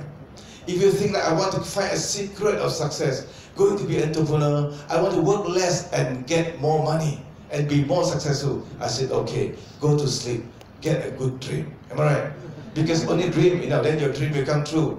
Hard work is number one. So it doesn't matter whether you're going to be employed, you're going to be self-employed, you're going to be an intrapreneur or entrepreneur, it doesn't matter. As long as you like it, you love it. Because not everyone are made up to be an entrepreneur. And not everyone is good, to be a working professional. It's all up to you. It's your choice. Life is a series of choices. It's up to you. The key thing is that as long as you're happy, you are successful. Okay, do not compare your success with other people, because everyone comes with different successes. Don't worry about it. The key thing, you must do your best. Now, of course, I always said, being an entrepreneur is very, very rewarding. If you see the clip, or you talk to people, entrepreneur like Tan Sri Ramli, you know it's very rewarding. Okay. Now, so it's not a bad choice to be an entrepreneur, but you must work harder than other people to be successful. Okay. Now, so if you have made up your mind to be an entrepreneur, start today. I'm going to go through something how to start today. Don't wait until you graduate. It'll be too late. Okay? Because when you're in the market, after graduation, everything is so cruel. You don't have so many nice professor and loving, lecturer to talk to you anymore. Everything you're on your own. You have to survive. Okay, so it's good to start now. So that's why to be an entrepreneur is quite rewarding. But at the same time, you must know how to conduct your training while you're still in the universities. Now, if you have read my book, I have written 2 books in English, and one in Bahasa Malaysia. Now, The Unique Entrepreneur, and today I'm going to give away to some of the students here. It's for free, okay? Now, this is not a book. This is my life experience. Okay, now, second one is just came out today, The Creation of Uniqueness. How to be a unique entrepreneur. Okay. Now, a lot of people after reading this book, a lot of people might change your mind. I don't want to be an entrepreneur anymore. It's too tough. All right. So it's all up to you. This is a lifetime experience. This is not a book. This is my lifetime experience. It took me a few years, it's written by one of the Australian professors while I was doing my PhD, when DBA. Okay. So it will be given away to you people afterward during the Q&A session. Now, if you read my book, like what Tan Sri just mentioned, during his speech, I grew up from a very, very poor family. Okay, single parents family where my father, mother divorced when I was 9 years old. So I was poor. So poverty is not romantic at all. I hate it so much. Okay, I remember the days when people, every night. Before this, my neighbors throw away their food, after their meal, they come to me, hey, do you want something to eat before I throw to my cat? I say, okay, give it to me. Am I right? When you are poor, there's no pride. So I learned how to be an entrepreneur when I was young. Okay, I work part-time. I work part-time all my life when I go to school. I went to school. Primary school, high school, university. I work more than I go to school. So I learned a lot of entrepreneurship during my works. All right, I work in the hotel, I work in the restaurant, and I know how to please a lot of consumers. Because in America, everything is tipping. It's a tipping society. You must make people happy, they'll tip you. You make people angry, they complain. Am I right? It's not like here. So you know how to please people. I work until part-time until when I see a customer come to the door, I take a look at their face. I know how much tip he give. Am I right? So it's this called entrepreneurship. You learn how to please your customers. Any customers come in, I treat them very well. If they bring in a baby, that's the best time. Why? Because all mothers feel like their baby is always the cutest in the world. Am I right? So you just go there, oh, this baby is so cute. You get good tips. Am I right? So besides, try to please all the people, the living people. I work in a hospital too in America, where I have to clean all the dead bodies. And I was paid, $70 to clean the bodies, whatever. And I know how to please even the dead people. Because you must what? You must make the dead people look very normal. Only the parents come in, they'll take a look and say, oh, my daughter, looks so peaceful. Then they'll tip you, So I learned a lot of things in America as an entrepreneur. Entrepreneurs start with making your customer happy, your consumer happy. Am I right? If your customer and consumer is not happy, you cannot get the resources out of their pocket. Am I right? Happy customer always make the wrong decision. Am I right? So sometimes it got nothing to do with your products. So we are talking about to be a global entrepreneur, we must learn on the culture. Now today I concentrate more on the Eastern and Western culture because at the present there are two cultures that is very, very important. That's Eastern and Western culture. China is doing well, Japan doing well, Malaysia doing well. Even I'm talking about Iranian culture, we're talking about Middle East culture, some Africa's culture, very close to the Eastern culture. Because I have many friends during when I was in America, you know. So we're talking Eastern culture, they're quite similar. Then we must understand what is the Western culture. What's the difference between Eastern and Western culture before we can become a very successful entrepreneur. Because now the consumer is not come from a single race anymore. Now your consumer is likely to come from all walks of life, all different races. Especially in Malaysia now. You can see a lot of foreigners in Malaysia. So we must learn what is their culture. Now, Western culture always asks for product knowledge. Am I right? If you go to America or England or Australia, you walk in the shop, you talk to them, they are very their knowledge about their product are very good. You ask them, okay, what is this product? They can basically talk to you for about 2 hours about the products, right? Then only you make up your mind, should you buy this product? But in Malaysia, in Asia, you go in and talk to them, what is this product? They give you the name. You ask them, what is product for? They say, I'm sorry, my boss never teach me. Am I right? So in Asia, we're more based on relationship. We buy the product because we like that person. It's not because we buy the product, we know that product is better than other products. So in Western world, comparison of product is very important. That's why we have to be well educated. We must have the knowledge about the product. But Eastern society, we must get closer to the potential consumer. You treat them nice, you know, you talk to them, smile to them, you know, if you have a chance, give them a cup of coffee. Alright? Then the deal will be okay. Because people are talking about feeling, emotional, everything, you know, we are quite emotional person, right? So that is why I said in Eastern and Western, we practice different way of our consumer, you know, culture. So to be a great entrepreneur, you have to know both of them, okay? That means the product branding and the relationship branding must both doing very good. Then you add them together, it become what? Your entrepreneurship branding. That's what I'm going through afterward. I'm going to rush it through. So if you have any questions, please let me know. You know, when about 12:30, I will start my Q&A. So today, because I have a quite short time, I got about 35 minutes. I'm going through this chart. How do you become a great global entrepreneur? Okay. Now, success does not come easy. Success does not come from luck. I said, the more hardworking, the more knowledgeable you are, the more lucky you get. Alright? Because opportunities are given to you, but if you're not prepared, you don't have the knowledge, it's useless. It's a lost opportunity. So I keep telling people, from zero to become billionaire, from zero to become successful, from zero to become a great entrepreneur, all come from knowledge, and nothing more than knowledge. Lucks only play about maybe 10%, you know, okay, or maybe 10% of your career or your success. So be very, very hardworking, okay? Now, so it's very important we understand how to gain knowledge. There are so many ways to gain your knowledge to become a successful entrepreneur. If you feel like you're not confident, or you don't know how to start a business, or how to make a profit, it's because you don't have the knowledge, all right? Because people ask me, why are you doing better than other people? I think me and Tan Sri, we both agree. Knowledge, knowledge, knowledge. Knowledge plus action equal to success. Knowledge with no action, zero. Action with no knowledge, you might end up in jail. It's very true, you know, but because you don't know what's law or regulation, you just get some money, try to make some money, right? You might end up in jail. You might get a problem with that law, all right?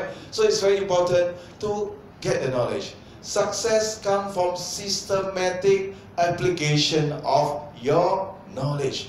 Please do not underestimate the power of knowledge. You know, everything I do in my life go through a systematic way, and this is what I'm doing now, okay? After I'm in America, I graduated from University of Houston in civil engineering. And I was, in the military for quite some many years. And I was retrenched in 1997 because during the economic crisis. All right. I want to be an entrepreneur, but at that time I don't have the money. All I have is 3,000 ringgit. Okay. Now I get lucky, and because I was well prepared. If I was not well prepared, I would not get lucky. So I was well prepared. All right. So I have all the knowledge I learned from my boss. I learned from the books how to be a great entrepreneur. And here you come, because I'm in the construction industry. Someone introduced me a small project in Perak, Selama Perak. Okay. Now that project, it is one of the projects nobody wanted. I went there, take a look. It's a kolam. It's a tasik, And right, it's a kolam, and it's it's a lake, and people are still fishing in there, So actually, it's one of the worst projects in the world, But I have no choice because I get only 3,000 ringgit, okay? Now, so I accept the project, use my knowledge, and how to convert one of the worst project become one of the best project, of course. Now, secondly, because I'm one of the very likable person, one of the person who are very good in entrepreneurship. So I have, when lucks come to me, the lady luck come to knock at my door, I grab the chance. In 1998, when I was in Perak, I accidentally met my mentor. There's a Tan Sri Harusani Mufti Perak, in Perak. So he gave me a hand. He rewarded me because at the time he got a family land in Perak, and because of my good attitude, I'm going through afterward. My good attitude convinced him why he should give his family land for me to joint venture and develop the land.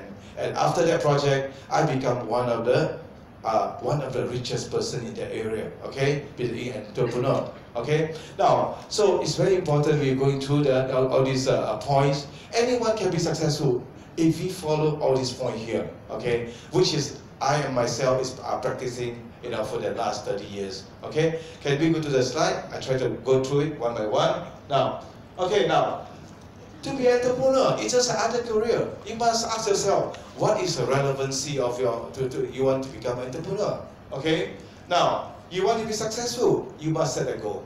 All right, what is the benefit that can bring for your success? Okay, we're talking about freedom. We are talking about wealth. You're talking about happiness, comfort, convenience, satisfaction. That's what you want in life. All right. The key thing, number one, is personal freedom. Okay. Now, if you are successful in any area, setting your goal. If you don't know what you want in life, you don't know what you want to become in life, how can you become a successful person? You cannot visualize it. You must be up. All right. Now, the second step, you talk about setting goals. Okay. Now, setting goals, there are two types of goals: short or long-term goal. I prefer short-term goal. Short-term goal, you can see the result within 6 to 1 year. All right. Long-term goal, maybe think of 5 years. You might not be able to see to predict for so long. But short-term goal is immediate. You can see the impact immediately in a short-term goal. All right. Now, okay. Now, what we call the 5W and 1H, evaluation. What do you want in life? Okay? Now, where do you want to start? It must be now, all right? Okay, where you want to start? Right here, okay? Am I right? Why you want to start? Why you want to be an entrepreneur? Ask yourself, why do you want to be an entrepreneur? As long as you can find the reason, that is good. If you cannot find the reason, please don't start, all right? Okay, now, ask yourself how to do it. Now, today we're going through how to do it. It's a combination of the university education plus the experience like Tan Sri and me and all this SME, Dato from SME, all this experience. Education, knowledge plus experience is very important. Now, step number one, you want to be an entrepreneur, first thing is what? Attitude. Okay? According to Harvard University, 85% of the success comes from attitude. Sikap yang baik. Alright? Sikap yang dipujikan. Alright? And plus 15% of your knowledge. Because if a consumer don't like you, they will never do business with you. First thing. Now, if your sponsor, your investor, your mentor don't like you, they will never help you to come up with the model, the capital for you to start. So we must have good attitude. People say, why I achieve everything in my life? Anything I set my goal, I achieve it. Why? The main reason is that my attitude is good. Okay? Attitude good is one of your resources. Okay, now, how to have good attitude? You must be loyal. Okay? You must be sincere. Don't lie, don't cheat. You lie to people, cheat to people, you can only lie to people once only. That's all. Your credibility is gone. Alright? Then you must have kindness, help people. You must be helpful. You must be polite. Now, polite is very important. Smile, being an entrepreneur, smile a lot. Okay? People love, do you like people who always smile or people who always, come with a very bad impression, very bad facial expression? We love people who are good manner. Am I right? A smile can break a person's heart. Am I right? Sometimes you see a salesperson who are good in smile, we end up buying things that we don't need because they're smiling to us. Am I right? Okay, now, so it's very important to be smiling, and please learn the art of to say sorry. I love to say sorry. My life is every day I say sorry. I sorry to a lot of people. I say sorry to even my staff. Because you know why? Sorry doesn't mean you are wrong. Sorry sometimes because of the misunderstanding or because of inconvenience. So sorry is not a right or wrong thing sometimes. It's just what? It's our manner. We must be very courteous. Now, the next one we're talking about intelligence. Intelligence means what? Doing something good for other people. Always think for other people. Don't ever think for yourself only. Kita mesti bijaksana. Am I right? Think for other people. Jangan bijak sini. Am I right? Bijak sini is to think about yourself only. When you think yourself, nobody will work with you anymore. So I tend to think for other people. Whatever I do, what can I do for other people? How to serve other people? How to create happiness, love, convenience, comfort, reduce pressure to your boss, to your consumer. That's very important. Am I right? That's our job. If you make your boss angry, you fail. If you make a consumer, always consumer, they get angry, you never have any good business anymore. Am I right? So never, offend these people, because these are the people who can change your life forever. You offend your boss, you never get the promotion. Boss is always right. All right? If you think boss is wrong, you got big problem. Okay? Am I right? Our job is to make the boss happy, convenient, comfortable, less pressure, and always make them what? Okay, provide convenience to them. Now, customer. You must have only two types of customer only. Good customer or not so good customer. You can never, do not create any bad customer. If you consider the customer is bad, then they will think you are this entrepreneur. Am I right? They go around everywhere, spread rumors about you. So your business cannot be what? Cannot be doing good. You won't do good because there's someone always talk bad about you. So if good customers, we want to have a long-term relationship. If a lousy customer, it's okay. We have one time our transaction, but it's okay. Don't offend them. So good attitude is very important because it attract mentors, consumers, your sponsor in life. All right, people, attitude is number one. Start now from school, from university, because you don't take any investment or money to start to practice a good attitude. Today, start smiling now, because Malaysians are not very bad in smiling. Most of people walking like somebody died in their family. Am I right? Coming to work also like this. Balik also. Okay, bagi angpao also. I don't know why. Smile. Maybe you have lost your smiling muscle, I think, but it's okay. Start today, all right? Attitude is 85%. Now, no business can be good unless you develop your business plan.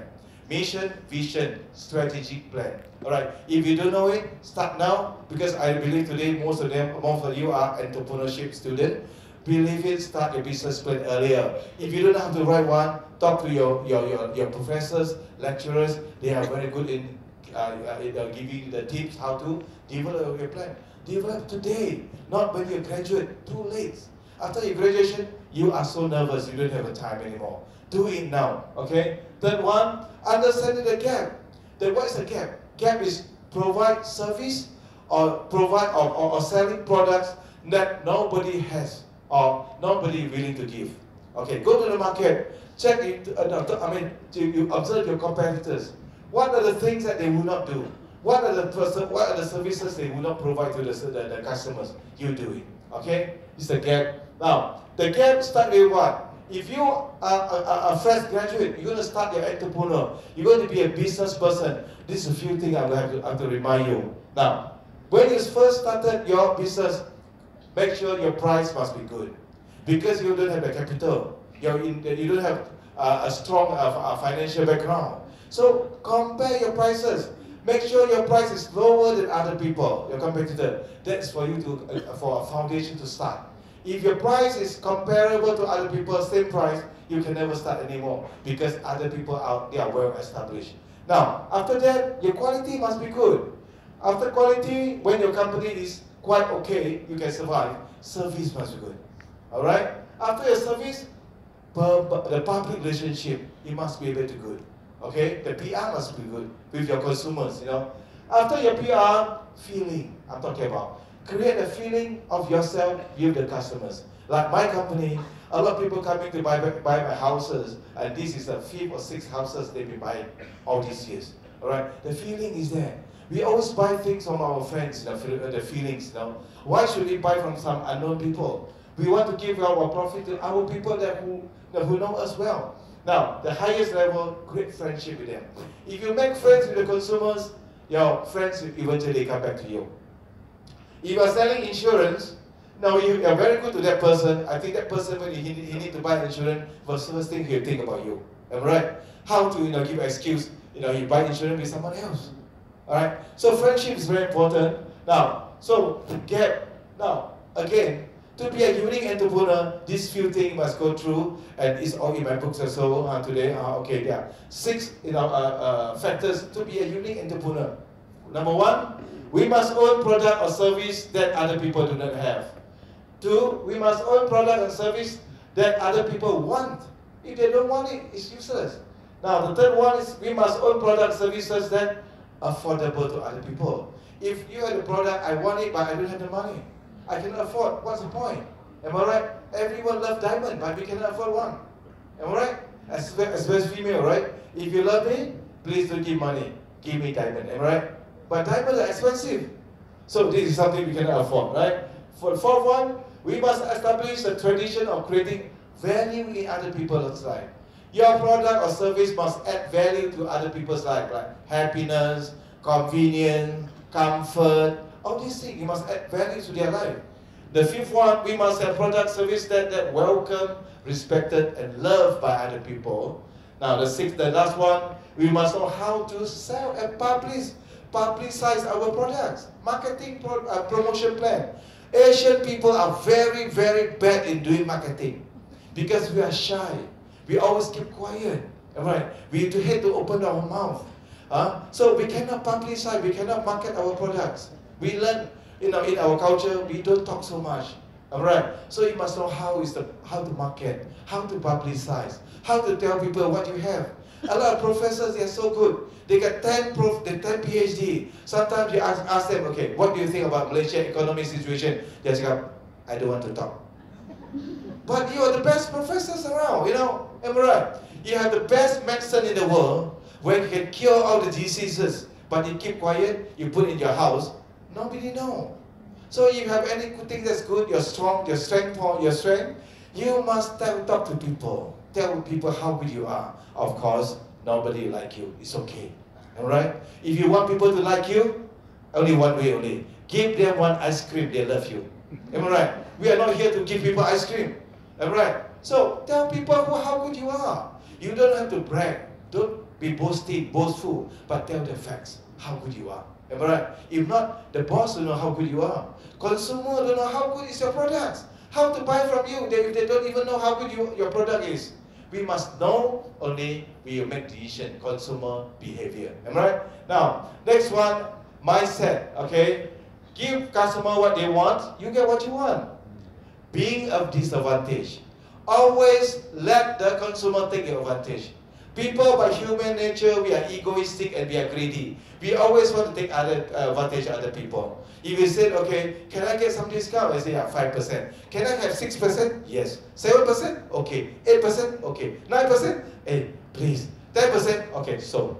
Am I right? So, people like to take advantage of the businessman. So you have no choice. you got to be the disadvantage side. If you want to say, okay, 5%, no. 60% boleh ke? Oh, sorry, 6% cannot. Then there's no sales. Alright? You are giving 10% discount, you still make some money, but less profit, that's all. But still profitable. Am I right? So do not, do not take advantage of others. Let them take advantage of you. Now, flexibility. If possible, give your consumer very flexible financial plan, okay, to outcompete your competitor. Now, the next one, product development. As a good entrepreneur, always you do not want to create any competitor. Always create 2 services or 2 products ahead of other competitors. Then all you have is followers. You can never see competitors in the market anymore because you're always 2 steps ahead of them. If compare the product, you come up with 2 new products, 2 new services that they don't have. Okay? Now, the 2 new products, very important. Okay? Next one, we're talking about, you must know how to publicize, market, and promotion plan. Come with a promotion plan. Alright? Come with a slogan for your products. For example, Nike, just do it. Am I right? Okay, for example, my company, quality is job number 1. Create a slogan. Create something that can go to the consumer's subconscious mind. Once you go to the subconscious mind, they always think of you. Okay? So a slogan is very important. Next one, performance control. Now, there are 2 types of performance control about your business or whatever you do in life. One is PMS, Performance Measuring System. The other one is Western system called Key Performance Index, KPI. Am I right? Now, I know a lot of people here, they think of KPI, sometimes some of them fainted. Okay? But KPI creates so much pressure in your life. It makes everything you do is tasteless. Am I right? So, I will strongly advise everyone doing business or working for people, employment, is to live a happy life. So KPI, as bosses, try not to be too tough on it. Now, for American, for British, Australian, KPI is a reward and punishment system. Either you hit it, you miss it, you gone. Alright? For our Asian culture, we have to be relaxed a little bit. Because Asian, we're talking about relationship, persahabatan, am I right? Feeling, emotional. If you are too tough on the KPI, you end up the boss working by himself. Why? Everyone left. And the one stay behind, they cheated on the KPI. Betul tak? Most of them, not all of them. You want a police KPI, police, you must catch a criminal within 7 days, KPI. The number 7, the 6th day, they catch someone already. But this person is innocent. He met the KPI. I'm not saying all the police, I say some of them. If not, after they be all in trouble. Am I right? Okay, now, so everywhere, that's what American police, they are complaining about KPI. And now 70% people who get caught are innocent, just to fulfill the KPI. Am I right? So I've said, Asian entrepreneur, Asian bosses, please, I'm begging you, KPI is good, but use it as a guidance. Give guidance only. Don't use it as a punishment and reward system, because a lot of people who are loyal to you might have to leave, or they are living in fear. Am I right? Okay? So I would say, because we are global entrepreneur, we will use KPI as a performance guidance and not to break our relationship with them. Alright? So KPI is good, but please do it as a guidance. Please do not be 100%. We cannot be like Microsoft. If you are 10% top performance, you'll be promoted. The lower 10%, you might be asked to leave. But we cannot do that in Asia, because you know what? In my company, no one ever been fired by me because of bad performance. No one, 0. Only my employee fired me. I never fired them. And right?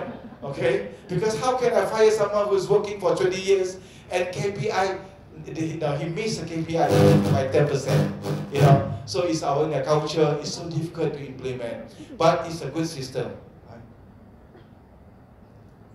Okay, yeah, please, yes. Okay, we just stop for 1 second, alright?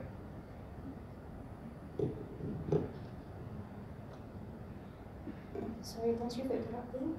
Okay, our Honorable Tan Sri Muhammad Rafi Kushari have to leave us earlier for another appointment. So ladies and gentlemen, we would like to thank the Honorable Tan Sri Dr. Muhammad Ramli Kushari for officiating our program today.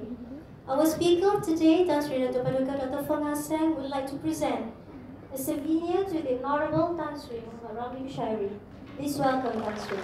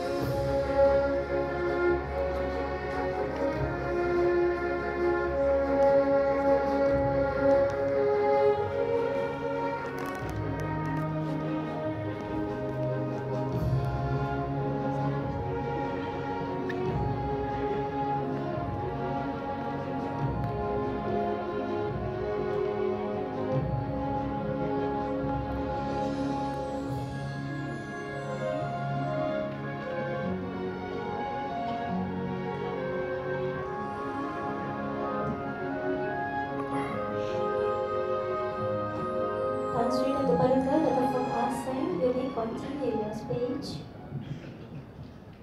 So once again, thank you to Tan Sri Ramli because a very busy entrepreneur. Because entrepreneur have 10 meetings in 1 hour. So you want to be an entrepreneur? Now this is very busy entrepreneur. We have to learn from here. Okay, now so key performance KPI. Please do not be too stressful. If you are using KPI too much, end up you are highly stressed. So it has to be a guidance, but do not try not to become a punishment or what we call a reward system, because end up everyone in the company might be a little bit lifeless.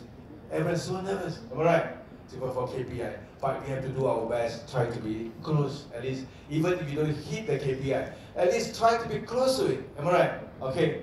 Now, the next one we are talking about, understanding Maslow law. What is a Maslow law? Professor Maslow developed a human hierarchy of needs. Okay, can you see that Maslow law, please? Now, Maslow law as an entrepreneur. Why some entrepreneurs are very successful? Why a lot of people fail?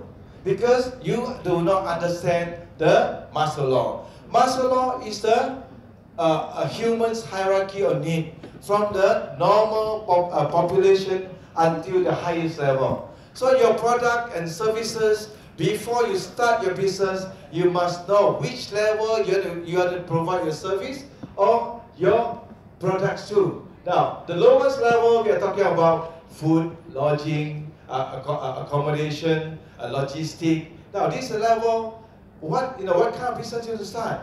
Second level, we are talking about people who are more stable in their job. They're going for safety. So if you want to start a company like alarm system, that's second level. Now the third level, we are talking about comfort.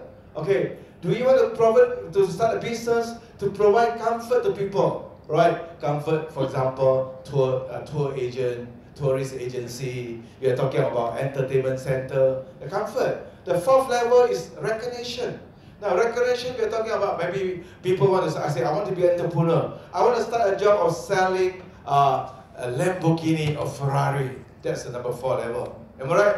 Okay. Now, your product, if you go to the 5th level and 6th level, those are extremely end. Okay. That means those products, people are buying your products just for the feeling and prestige, not for the usage. Okay. Now, so this exactly when you start your business, you must know how to suit your business, intended business with the Maslow law. Okay? Now, am I right? So if you want to say, I want to provide basic necessity to people, if you're a housing developer, you start building low-cost housing. Alright? Public housing. Okay. The next level, you might be building some one-story semi-detached house. The next level, comfort, we must talking about maybe you are building some so-called one-story detached house, two-story detached house. Now, going up the level, you must be building maybe a bungalow in one of the very prestigious area, very by the seaside. Okay. Now you go to 5th and 6th level. Now you maybe want to build a bungalow on top of the sea. Am I right? So all these people, because at the top level, people are buying houses not to stay in there, just to feel good and soft. Am I right? So before you start, you know, come up with your products or your services, take a look at master law. Which level do you want it to be? If you offer the wrong product to the wrong level, your product will fail. Am I right? So it's very important, talk to your professors, lecturer, what each level of the master law, what kind of product is suitable, and who do you want to be, what kind of entrepreneur you want to be. Okay? Now, next one. Okay, understand the finance, human time and knowledge, cash flow. You want to be an entrepreneur, please let me remind you, be mentally prepared. Number one is cash flow problem. Company close shop not because there's no money to be made. It's not because there's no profit. Company close shop because cash flow you cannot solve the cash flow problem. It's not, or it's not smooth. Am I right? Okay, you know how much is your fixed payment, but you don't know how much revenue is coming in. Am I right? So if your fixed payment is there, you have to pay. But your cash flow, your revenue not coming in, you close shop. That's why a lot of good business, profitable business, close shop, bankrupt. Not because of profitability. It's because what? Cash flow management have run into trouble. So if you want the most challenges, the biggest pressure and challenges or stress as an entrepreneur is always how to manage your cash flow. Okay? So this is something you must learn. I hope next time I come here, I will share with people how do I manage my cash flow. There will be a lot of sleepless night. Okay? If you love sleeping, please switch to other courses. You know why? Entrepreneurship is not for you. There are so many times I wake up in the morning at 3 o'clock, 4 o'clock, I take a look at my cash flow, and I went to sleep again. Still nothing happened. You know why? Same thing, because the money is simply not enough. If your business is doing good, you go for expansion, perkembangan. Still, you need a lot of money, cash flow problem. When the market is bad, economy is bad, you don't have enough money to pay your suppliers, subcons, still you get problem. So, to be an entrepreneur, you are living a whole life of cash flow problem. Anyone still interested to be an entrepreneur? You sure? You sure? Huh? Okay, that's good. You know, a lot of people cannot stand the pressure. They think when business is good, then there's no cash flow problem. It's not exactly the way. Good time or bad time, always cash flow problem. Okay, the more successful company you have, the more serious is a cash flow problem. You know why? Because if your company becomes successful, you get a lot of employees. All these people are fixed costs. Okay, now so that's why when company is small, employees are making money for you. They are working for you. When your company is getting very big, you are working for your employee because you can find money to pay them every 3 months or 3 weeks. Payday. Am I right?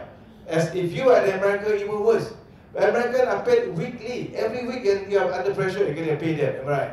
So you must be able to understand. There's no such thing as a very happy entrepreneur. Am I right? Okay? We are only very we are very satisfied, but we are not very every day you have no problem. The more problem you have, that means your company doing better now. Am I right? As company growing bigger, you get more problems. Am I right? One project, one problem. 10 project, 10 problem. But most of the people like to have 20 projects, but one problem. Am I right? You manage one person give you one problem. You manage 100 people, 100 people give you 100 problems. All right. So how can you have more time? Am I right? That's why I'm saying 24/7. Okay? You must love problem. You must love to face a cash flow problem. Only you can be an entrepreneur. If you hate cash flow problem, then there's only another way. You must get a father who is a billionaire. That's easy. There's no cash flow problem. Anytime you just say, Papa, can you give me 200,000? Then cash flow problem is solved already. All right. But how many people are so lucky? Am I right? So cash flow problem is one of the biggest challenges in your business now. So human management, finance management, banking system. All right. Okay, it's very important. Understanding the culture of potential customer. Just now we're talking about Eastern customer, Eastern culture customer. We're talking about relationship, not too much about products. Am I right? Okay. If you don't believe me, you go to my house. We bought so many things that we never needed. And I don't even know what that product is. But because my friend come to me, can you support me? I say, buy. I buy it. Am I right? That is what happened to our Eastern culture. But Western culture, product knowledge. You must know your product from A to Z. If you cannot tell them, you can answer to them, to all their questions, no transaction, they will not buy from you. Alright? So the combination of both are very important. Okay? Now, so next one, how to create your branding. Okay, you must know to create your personal branding. You must create your product branding and service branding. Now, branding is a skill, it's an art. Now, company are doing good because of branding, your brand company. Am I right? BMW. Okay, it's a brand, but it takes a long time. It's a special course. We have to go through one by one. Now, marketing skill. There are two ways of marketing. As an entrepreneur, you must understand what's the active marketing, what is the passive marketing. Now, Dr. Rosmini and Dr. Susilawati came to my office to look for me. That's called active marketing. Am I right? Okay? If Dr. Rosmini and Dr. Susilawati wrote me a letter, asked me to come to see her, now in this UTM, that's called passive marketing. Alright? So we must understand active and passive marketing. As an entrepreneur, as a startup entrepreneur, you must use active marketing.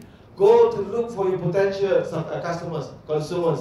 Do not sit in your shop to look for people to come to you. That's why 90% of the entrepreneurs end up bankrupt within 3 years. Why? Because they're sitting in their office with the air conditioner and expecting people to come to look for them.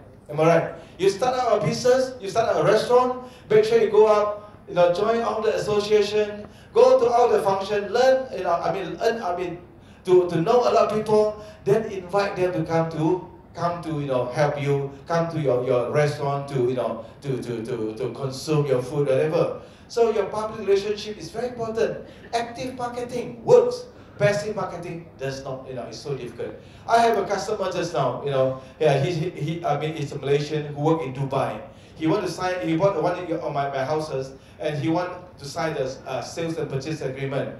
And he said he's not free, he's in Dubai. I sent my lawyer and my marketing manager flew all the way to Dubai just to sign a contract. That's called what? Active marketing.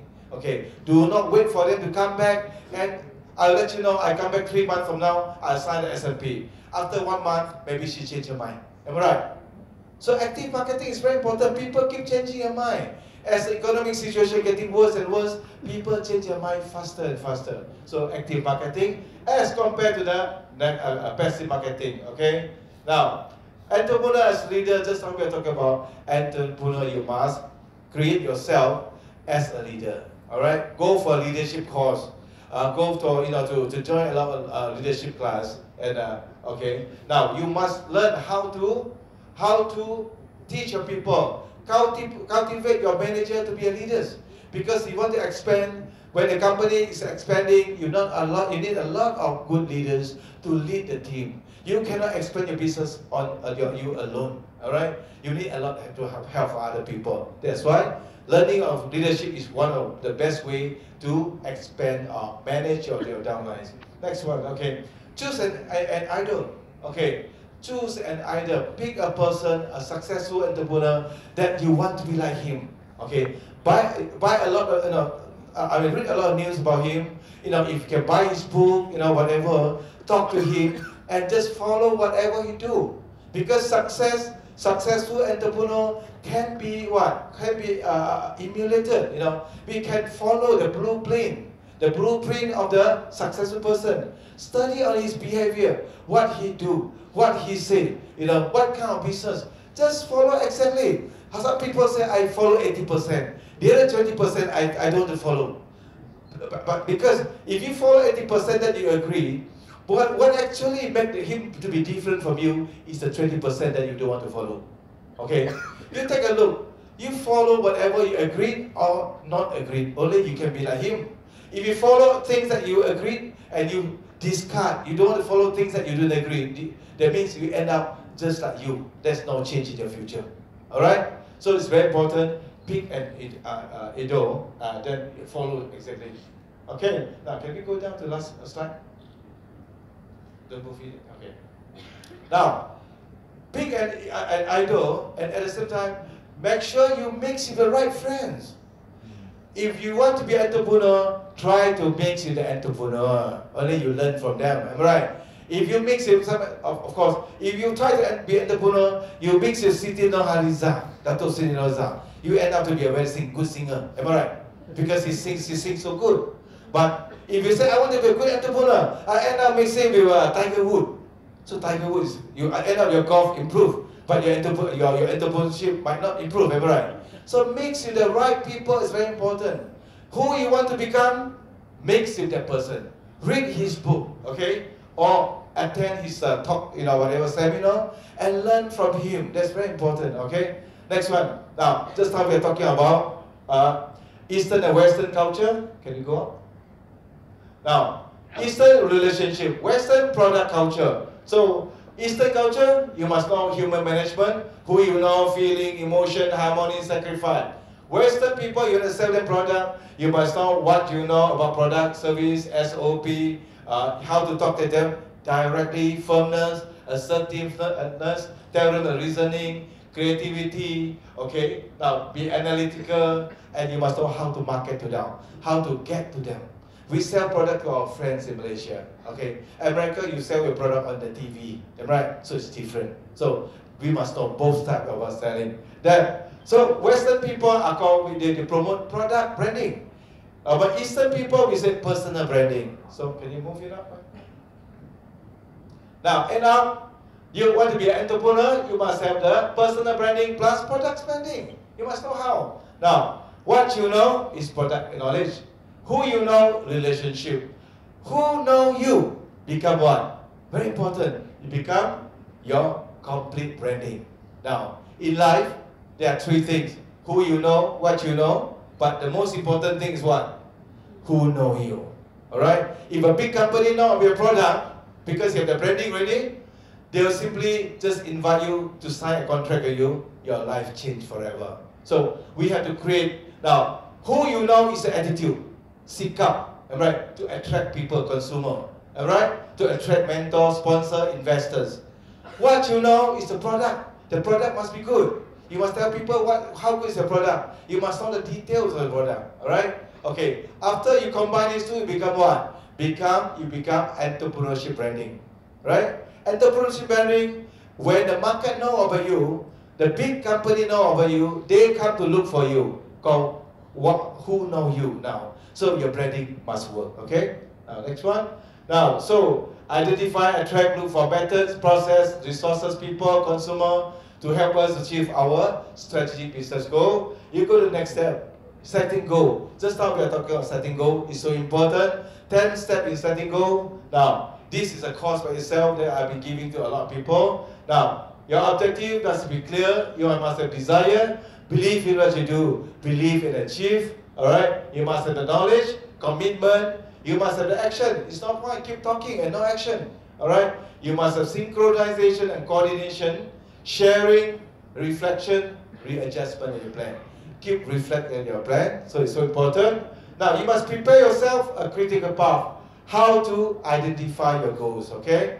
Now, when you start your entrepreneurship, your business, whatever, do not forget you must use the military doctrine. That means when you start your project, you must use what? Your mindset must be follow all your business plan, no exception, speed on making decision, no excuse, on the spot correction. You make any mistakes, correct it on the spot. Do not wait for tomorrow. Okay? Now, having business, being an entrepreneur is about having fun. It's not point to make money, you are not happy. Am I right? Okay? So you're happy and enjoy the stress and enjoy the so-called the pressure. Alright? You must know environment which we cannot control. Alright? We are talking about resources. Business is bad. Bank don't give these are bank loans. That means it's uncontrollable. But you can control how to be harmony. Am I right? At ease is yourself. That's what I'm talking about. Be at ease yourself. Now, so this is called emotional control. Can you look at the left side?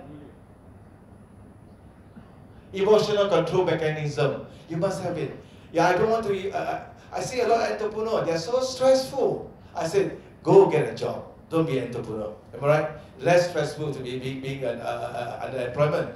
Why do you want to work until so stressful? Am I right? So we must be able to have the emotion control mechanism. That's very important. Now, come up with all your business goals, write it down, put in a chart, put the target in a date, and make sure you follow the target. No procrastination. Asian people like to procrastinate. So this chart is good. Follow the date. When do you want to achieve your goal, your personal goal, or your business goal? If you have to change the date, please bring it earlier. Don't procrastinate. Do not postpone the thing. All right? So it's good for us because non-procrastination, on time, on target, management by objective is very important. Okay? Let me go next one. Now, the last one we have to talk about it is how to make sure all your goals are sustainable. You have your plan. You go for action. All right? You must, on-the-spot correction is so important. Anytime you see something wrong, our Asian people, we like to talk about it later, maybe tomorrow.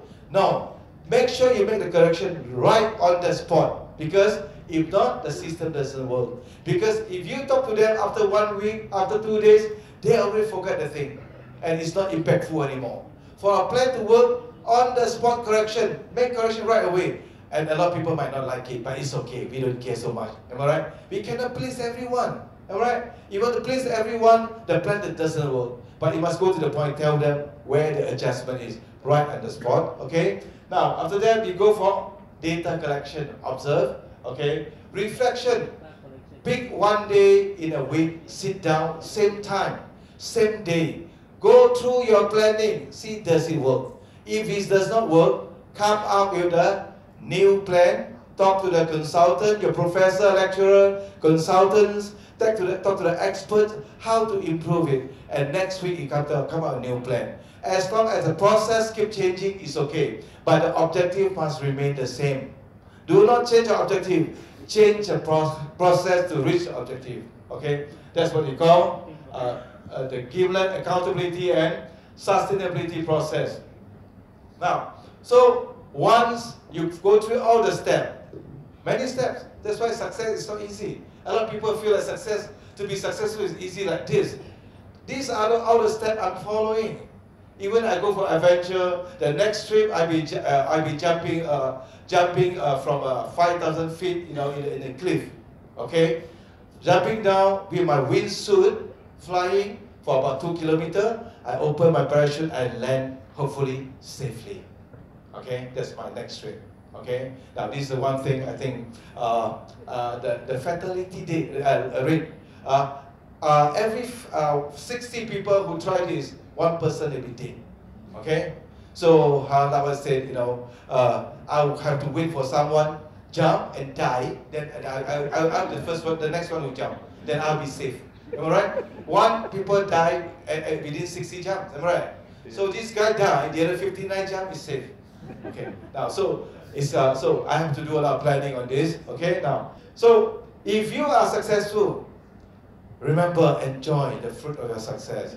Harvesting, enjoy it. Reward yourself, reward the society. Okay, I own everything a person would like to own in his life. I buy anything I see. Okay, I enjoy myself. At the same time, I reward the society. The society need help, pendidikan, education, perubatan, medical. Anyone who come to me for help, I will help. It's only how much do I help. Okay, all depends how sincere they are. Some people abuse your money, so I don't care so much. Am I right? Okay, there are 6 levels of Maslow of living your life. First level, making money, right? Second level, saving money. Third level, using money. Fourth level, spending your money. Fifth level, donate your money. Sixth level, give it away before you die. Am I right? So you must live 6 levels. All 6 levels are so important. Now, you must practice a lot of corporate social responsibility once you become successful. The art of sharing, charity, work hard, but play even harder. It's not point to work hard. Why you work hard? Why you work so hard? Because you want to play even harder. Am I right? What's the point work hard?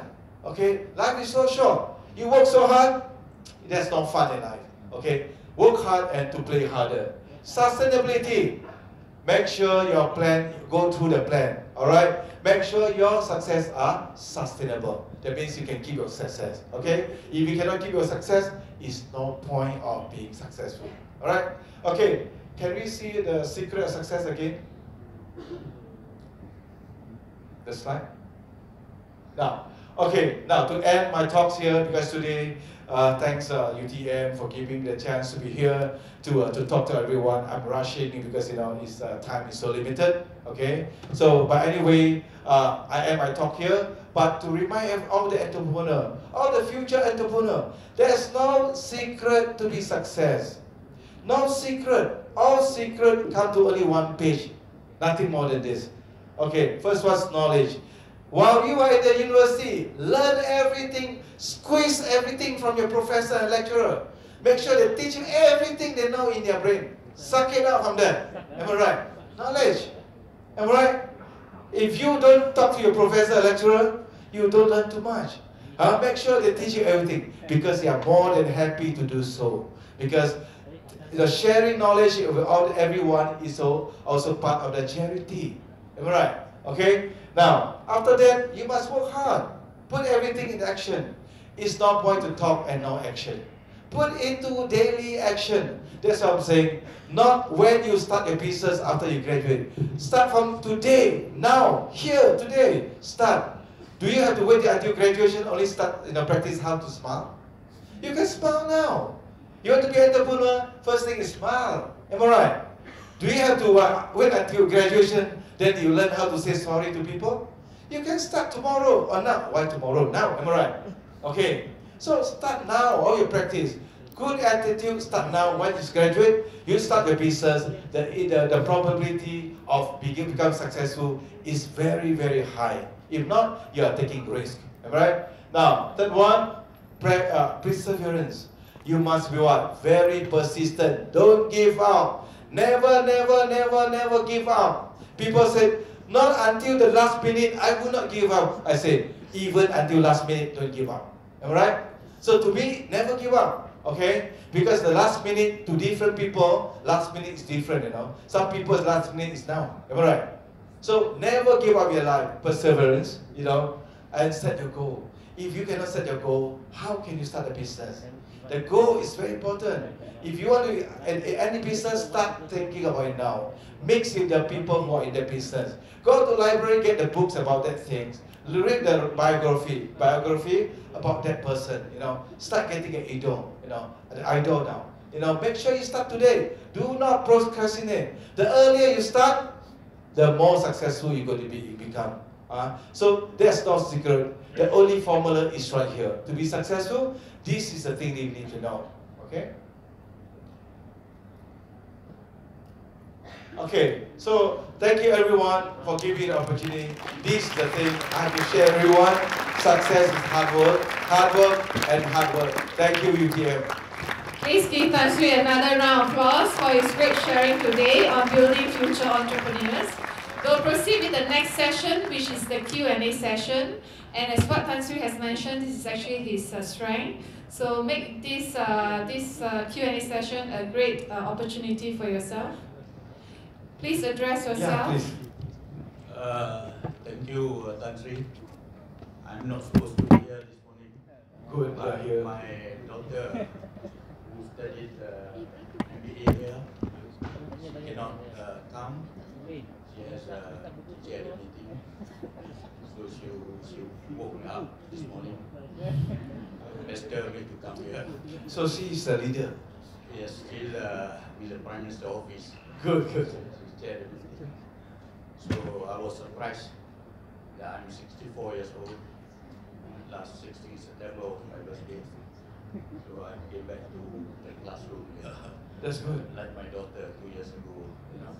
So I was impressed with your lectures, and my name is Syabuddin. I'm the writer. I never get paid from writing for the last 7 years. So if you people see Berita Harian today, I was writing about social media, you know, so many fitnah around the leaders now. So I wrote that for Berita Harian. Tonight I will be on Bernama TV at 10, Astro 502 Live, to talk about the fitnah, you know. So whatever it is, I'm more impressed with your 10% luck. It's only 10%. I used to be a group accountant of one of the late Tan Sri, was a very successful Malay entrepreneur in the 1980s. He passed away, so I was working with him for 12 years. But he told me that his success is 80%. It's luck. Now you change the whole scenario to me. You said luck is only 10%. It is shocking to me. And I said to him, why, my late boss said, why you said 80%? He said he's a qualified man, you know. He was the first Malay banker, the first Malaysian that secured economics degree. But he go through all the hardship, and he failed his business ventures, all that. Then he said he got stuck with one good land, you know. So he come out, you know. So he said, after all the years that he struggled, he said at the end of his life, he got the goal and his success. So he said 10% is a lot, but thank you very much for that. And I think we had a good lectures. Tan Sri, congratulate to you. Thank you, thank you. And now, I think your expose is correct. You know why? Because we are talking something in general. Okay? Sometimes, I'll tell the truth, sometimes actually success could be 99% luck, you know. Is that right? But we are talking in generalization. In general, we have to, the more hardworking we are, the more likable by other people who are resourceful, then the chances of being, being promoted by them, being, they give us assistantship, they give us the investment capital, then the probability is higher. I have known a lot of people, and quite a lot of people, just getting lucky. Am I right? So even 90% is there. Okay? Now, some of the people, they are just happen to be more luckier than other people. For example, you are walking in the night, and suddenly you run into something. You take a look. Now, all these are gold bar. Am I right? That's almost 100% of luck. Am I right? So I'm talking about, your boss is absolutely right. Because for example, I've seen some people are just get lucky, more luckier than other. More luckier. Like, buying a lottery. You strike the lottery. Very lucky, am I right? So I'm talking about in general. Okay. And not most of people not just don't happen to be so lucky as your boss or as some other people. Even me, I met the right person, and the previous Tuanku Agong, all this thing, Tuanku also changed my life forever. Am I right? So sometimes for me, my luck factor is more than 10%. But it's in general, my last question. This is what I learned in 1982. I was at Trinity College doing entrepreneurship. My professors then was telling that in order to be a very successful entrepreneur, you must fail 6 times. I was shocked. Yeah. So during all the life after I came back from island to do the entrepreneurship, I fall many times. But now I wake up with my children who are scientists, young scientists, innovators. I have so many designers, my children, I told them what they're lecturing. So I want to know whether that theory is 6 times failures. At the end of the day, I become a good entrepreneur. Thank you very much for that. Now, I totally agree. But the point is that there are 2 types of people. One type of people fail and they come back alive. That we call perseverance. That means your persistency, all right? Your ability to accept setback and come back alive again. Now, the other type of people that who has a very weak mindset, not persistency. Once they fail, they will never want to restart their business again. So there are two types. Now, if a person fail for 6 times and still come back to the business, I think nothing can stop him from being successful. Am I right? Because success comes from a series of failure, and never give up. Am I right? So just now we are talking about using a military doctrine. That means never, ever give up your life. So success of 6 times, I think it could be just an average, right? Because there may be a lot of researchers doing the case study, and they're doing research on so many people, and they end up, the average people who are great, they have to fail 6 times. Alright? That's an average. I totally agree. But these are people, they never give up their life. Because to me, my life, I never failed in my life so far, but I have a lot of setbacks. Okay? Setbacks is what? Something almost make you to fail, but still you are sustainable. Okay? So I have a very strong mind. Okay? I never give up in my life. I find a way to make sure I don't fail. Because successful people find a way. But normally people who fail, they find a reason. Okay? If they can find a reason, they accept the reason, then they fail. That's the only difference between people who fail and people who are success. The persistency, what is called perseverance. Find a way. Do not find a reason. Am I right?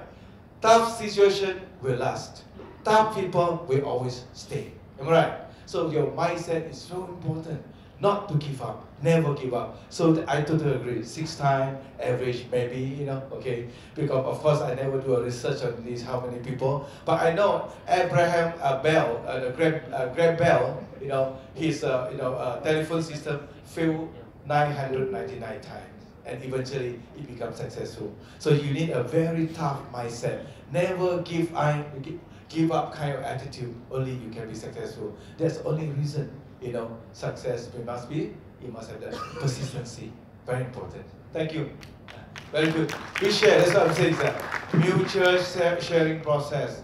That's why I learned a lot. Now, for example, I learned average you have to fail 6 times. Am I right? I learned a lot. Some people just get lucky for 80%, but those are exceptional cases. Am I right? Some people just walking, suddenly there's a piece of diamond drop on his head, it happened. Am I right? So those are called exceptional cases, okay? Now, so thank you very much for sharing. Thank you. Okay, we have 2 rows here, so we're going to take turns. We're going to start off with this corner. Please. Here. Okay, so is my book here? Okay. So for everyone who asks question, it's not a reward, just for my heart. I'll give you one of my books, So please read. Don't throw it in the trash can. It's costly. Yeah. So we start with this corner. This corner, okay. Yes. Good afternoon, Tan Sri. Yeah. My name is Muhammad Riza Ananda. I'm the UTM MBA graduate class of 2015. Okay. This question is actually about you as being the educator. So I believe that UTM has done a good job in promoting the STEM education, science, technology, engineering, and math. Then what happened to those who are less fortunate, like for instance my daughter, who wants to study mass communication? And in this 21st century, how to balance our life between STEM and the fact that we are just human, not artificial intelligence.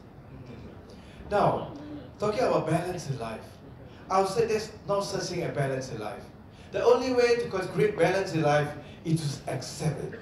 Alright? Acceptance will create balance in life. That means accept everything that's come along. Everything come along, you must accept it. Then you don't have to be like, a lot of people keep telling you, now you must have, especially doctors. Doctors tell you must have balance in life. Is that your question? Yes. Okay. Doctors will tell you, say you must sleep 8 hours, work 8 hours, stay in your home 8 hours. But that's called balance of life. But you ask the doctor, why he put out a big sign? 16 jam. Am I right? You see most of the clinic doctors working 16 hours. Am I right? So, the point is that you look at a lot of motivated speakers, they are telling you we should have 8 hours of sleep, 8 hours of relax, 8 hours you work. But look at the speaker himself. He fly everywhere in the world. He never even go home. Am I right? So why does it happen? Because most of the time, because we as human, we like to have a balance of life in order for us to be happy. But the key thing is that the real world is very cruel. Things don't come your way. Am I right? Most of the things does not work as the way you plan for it. So the ability to learn and accept, do your best and accept that things that are perfect and not perfect, and follow the flow, you end up to be very, very balanced in your life. Now, we talk about a family, all right? Some families said you must come home at 5:30. The husband, the wife said you must come home at 5:30. All right? Only you can spend time with the family. Only they feel balanced. Some of the families said, okay, as long as you come home, it's okay. Am I right? So it's a balance of life. Balance of life are very subjective. It's all up to you. If the best way to have balance of life, not to make demand to any parties. If the husband don't make demands to the other party, the wife also don't make unnecessary demands. The brother don't make demands, to their sisters and younger brother. The parents don't make unnecessary demands, to their kids, and kids do not request for any unnecessary thing, to their parents. Then the whole thing will be very balanced, accepted. So accept it. The key thing is that do our best. All right. If you have done your best still not good enough, so be it. That's it. The key thing is do your best. Okay? So to have a balanced life, first thing you must come with acceptance. Once you accept, there's no stress. Once you accept, there's no pressure. Am I right? Okay? So you must learn how to have a positive mind. Accept everything come along. Everything come along is just like what you said, it's a recipe to you. Good thing come along, good. It's a gift to you. Bad thing come along, still is good. Anything come along, we just accept it and be happy. Have a positive mindset. Then your life is very balanced. Okay? That's why I'm doing a lot of things. Sometimes I can do 10 things at one time. But I don't feel stressful. I feel it's balanced. I feel happy. Alright? So believe and do your best and just accept it. So if the key thing is what? A lot of people, when I went to one of the school, one of the students asked me, how do you manage your stress? I said, I don't know. I don't know what is stress. Because in my dictionary, I never have a word such as stress. If you accept what's come along, if you accept what you do is because you like it, you love it, you believe what you do is right, is correct, there's no such thing as being tired or being stressful or being imbalanced in your life. So try to be look life at different perspective. Except being different is not being wrong. Why you feel imbalanced? Because people set up for you 8 hours to work, 8 hours go home, 8 hours sleeping. So anytime you are different, you're deviating from the conform, you're not conforming to the norms, you feel very what? You feel stressed. You feel insecure. People start criticizing you. But let me ask you people, who set up the norm? Normal people, am I right? So the key thing is that you don't have to comply with the norm. Okay? It's just a guidance, a guideline. Don't comply. So we want to change our Asian mentality. Asian people normally we don't have a so-called balanced lifestyle because we have strict benchmark. If you live your life your own way, being different from other people is just being different. But Asian, being different from other people, then you are wrong. That's why we have the stress. We feel not balanced. You're not following the benchmark, then you feel like we are not doing something that's correct. Am I right? Live your own life, then you'll be balanced. Okay, thank you. Thank you. The next question coming from the right. So, good afternoon, Tan Sri. I'm Ching Fat and I'm a student from Taylor's College Tamas, currently studying in the International Baccalaureate program. So, my question for you today, Tan Sri, would be, after studying your business, have you gone through any low period of difficulty? And what's your golden principle or attitude in facing such difficulties? Okay. Now, you want the truth or you want the lie? Truth. Every day is low. But you see, because every day in your business, you're facing a lot of problems. Human problem, finance problem, economy problem, world, political problem. There's so many problems. But only thing is that you must keep positive. Anytime, you must keep a positive mind. Okay? Tell yourself, it's not a problem. I never had a problem in my life. This is only a challenge. Alright? Now, challenge for people who are tough and people who are strong. Okay, normal of people who are not strong, very weak-minded, they become problem. Okay, problem means what? Unsolvable. Problem means that something is not good. Am I right? It's a negative thoughts. Right? To us, every day is a challenge. Now, this is normal. You want the reward, you must pay for the price. Okay, you want to be one of the people who join the Polar Plunge Club. You have to jump in the water with no life vests, no warm clothing. You must stay in the water for 1 minute. You get a certificate. I'm one of the 8 people who make it this year in the whole world. Okay, now, so it's a challenge. It's not a problem. Am I right? So accept it, look things as a challenge. So you ask me, when is the lowest point of my career? Okay, I think so far there's so many setbacks. I don't even know which one is the lowest one. But anyone can actually bankrupt me. But I have to be positive. Alright? I have to be what? To think very positively. Anytime I feel like something seems like it's troubling me, I have to talk to my own self. No, this is small thing. This is the challenge, this is the challenge I have to face. I have to solve it. If I can solve problem that no other people can solve, I do everything that other people do not want to do, then I'll be outstanding. If you do anything that other people can solve, and you cannot solve things that other people cannot solve, then you are normal. Am I right? So you must accept challenge. You accept love problem. Every day you go to work, you love. Yes. If any one day you don't have the problem, you feel very disappointed. Am I right? You want to be the best employee in the market? Every day go to your boss. Ask your boss, boss, what is the biggest problem today? Let me do it. Am I right? Okay, you want to be the biggest entrepreneur in the world, find the business that always have the biggest problem and do it. Okay, because no other people want to do it. Am I right? So for me, there's no such thing as low and high because I'm a very knowledgeable person. So when you are prepared for it, every day go through your crisis management steps, So even you see there's a problem, it becomes a challenge. Okay? So of course, most of the problem that we are facing is always the economic crisis. Every 10 years it comes once. This year, for some reason, it stay a little bit longer. I don't know why. Okay? Now, so you must be ready for it. Once you're ready for it, when the problem arises, then you just have to solve it. Never give up. So that's very important. Now, what is the best attitude? I think that my best attitude always what? Integrity. Okay? Trust. Gaining trust from the people who work for you. Gaining trust from people you work for. Gaining the trust of consumer. Gaining trust from people who can change your life. You keep your promise. Your integrity is there. That's the biggest capital in the world. That's what we call credibility. Americans say credibility is the biggest capital in life. You must guard your credibility with your life. If you are credible, wherever you go, whether you're working for people, you are entrepreneur, you'll be always successful because you must gain the trust of people. That's very important in integrity and trust. Okay, anything you promise people, you must deliver. Okay? Now, in case you cannot deliver, please inform people before the deadline, not after the deadline.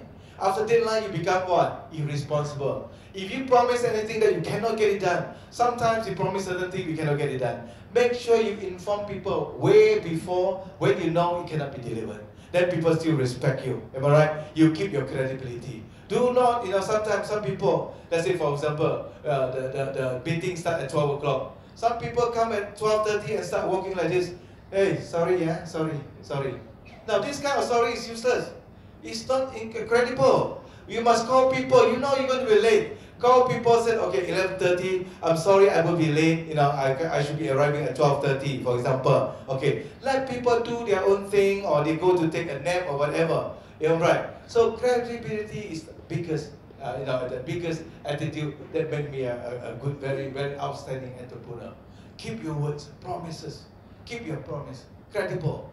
Now, even you're a student now, whatever you start now, whatever you keep, you make a promise to your professors, your lecturers, whatever, you must keep that promise. Right? You want to send in your assignment by what date? You must make sure you do it.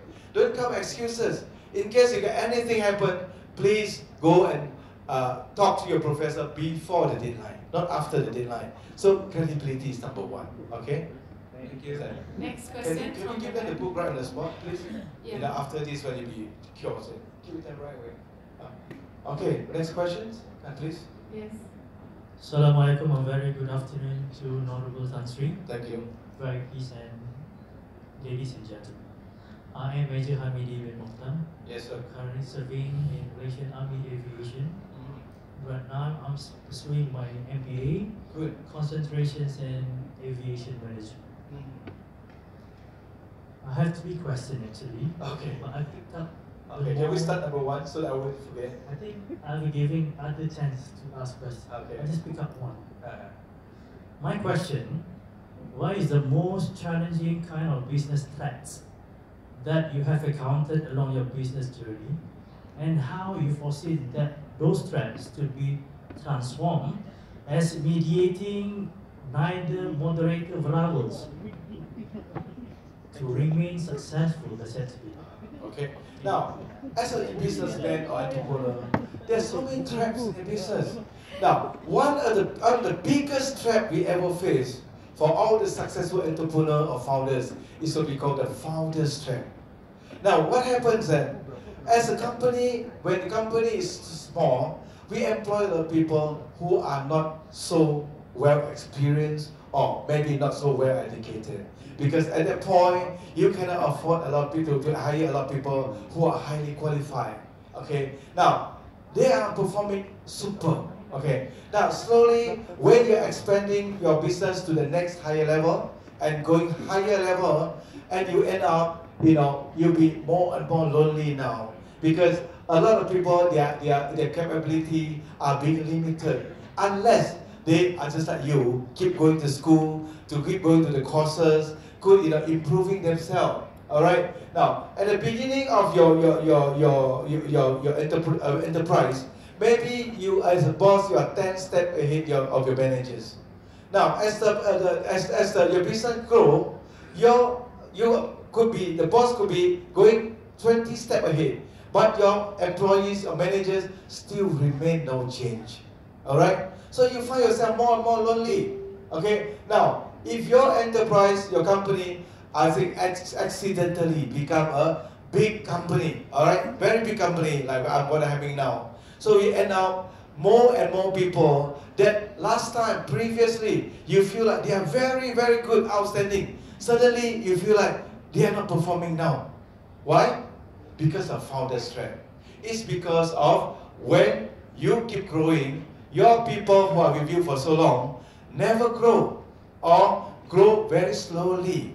You grow 10 steps, they grow 1 step. All right? So this is called the trap, the founder's trap. Now, this is the biggest, the worst reason that bankrupt the company. That's why in my company, I make my company a learning organization. Every year, any of my 400 staff who want to go for education, all are free. Anyone want to go to university or take any courses, company pay for it for free. No contract signed.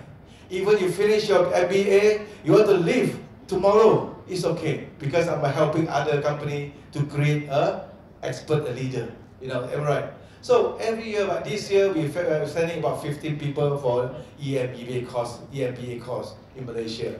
Last year, 8 of them just graduated from Australia, also with the course. And one of them, after graduate, he migrated. But it's okay. No contract signed. Because I believe you can keep an employee, but you cannot keep his heart.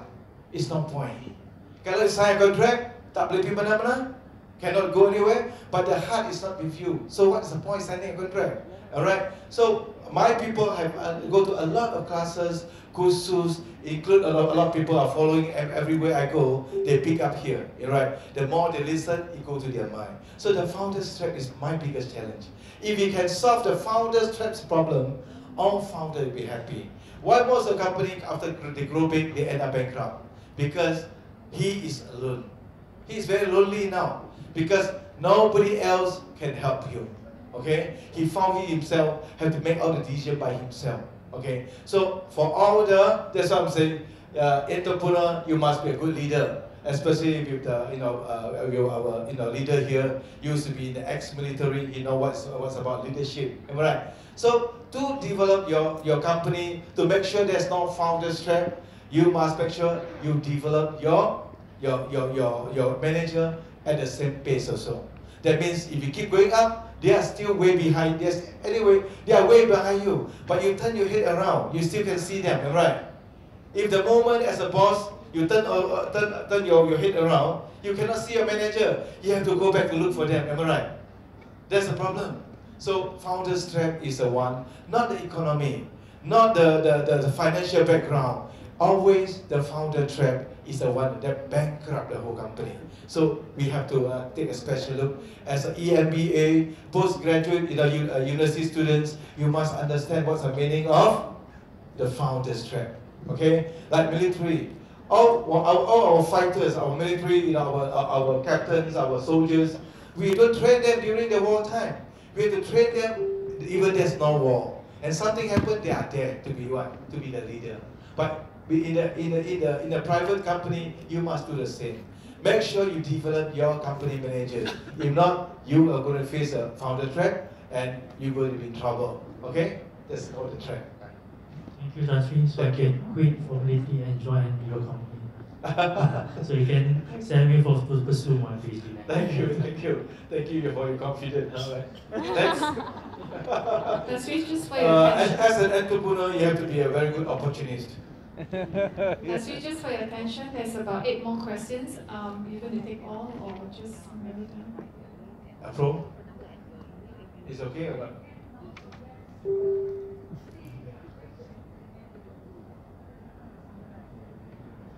Okay. Okay, now, it's okay. Come, any question, come. We try to finish within 20 minutes. Okay, all right? I would like to ask you about human resource.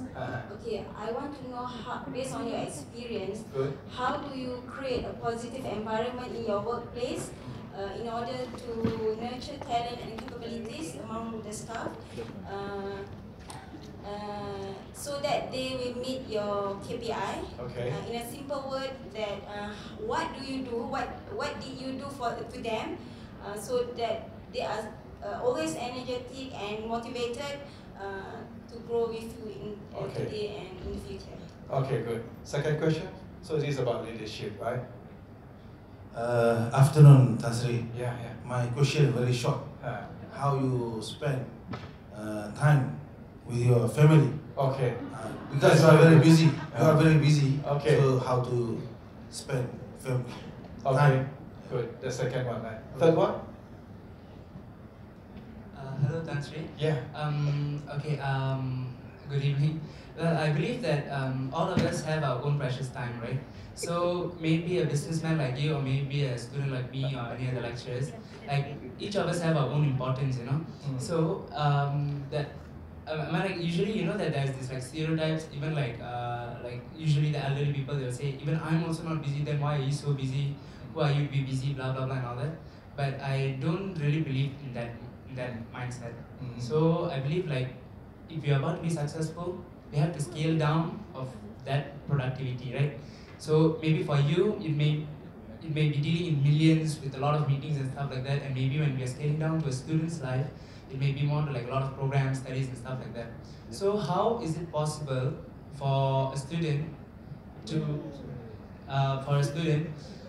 think, to be as productive as how a businessman or any other successful person that might how to scale up? So this is about CPM, right? CPM.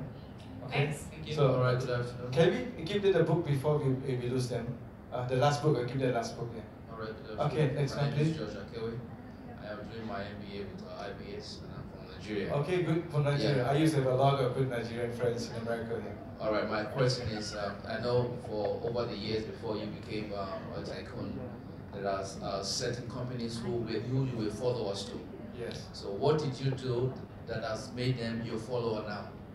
Okay, how to create the followers? How those people who were ahead of you in the business, what did you do that now they are behind you? Okay, how to outcompete your competitors now? Okay, the gap, right now the gap. Right? Okay. Afternoon, Tan Sri. Yeah. My name is Muhammad Shafiq bin Jafar. I'm 30 years old. Okay. So my question is, I think very simple. If Tan Sri same like me, 30 years old now, Okay.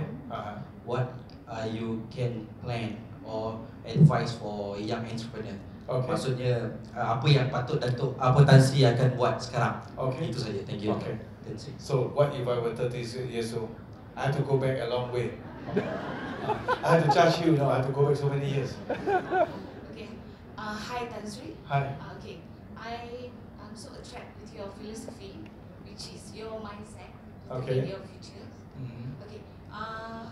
Just now, Tan Sri did mention that the first project that Tan Sri did is Kolam Pool in Selama, Perak, which is, I believe that village, and at that time is 1997, right? Yeah. So our country, Malaysia, are facing economic crisis at Yes. that time. So is this Tan Sri philosophy that your mindset in the future? Okay. So is this what makes Tan Sri become successful on this way? Okay. All right. So Selama project, the gap. Okay. Right. Hi, Tan Sri. Hi. My name is Zul, and I'm running my own business now. Okay, and I will be the youngest here. That's why you don't look, smiling. Yeah. The rest is still smiling, you're not. Yeah. Because on Okay. own business. Yeah. I have two questions for you. Yeah.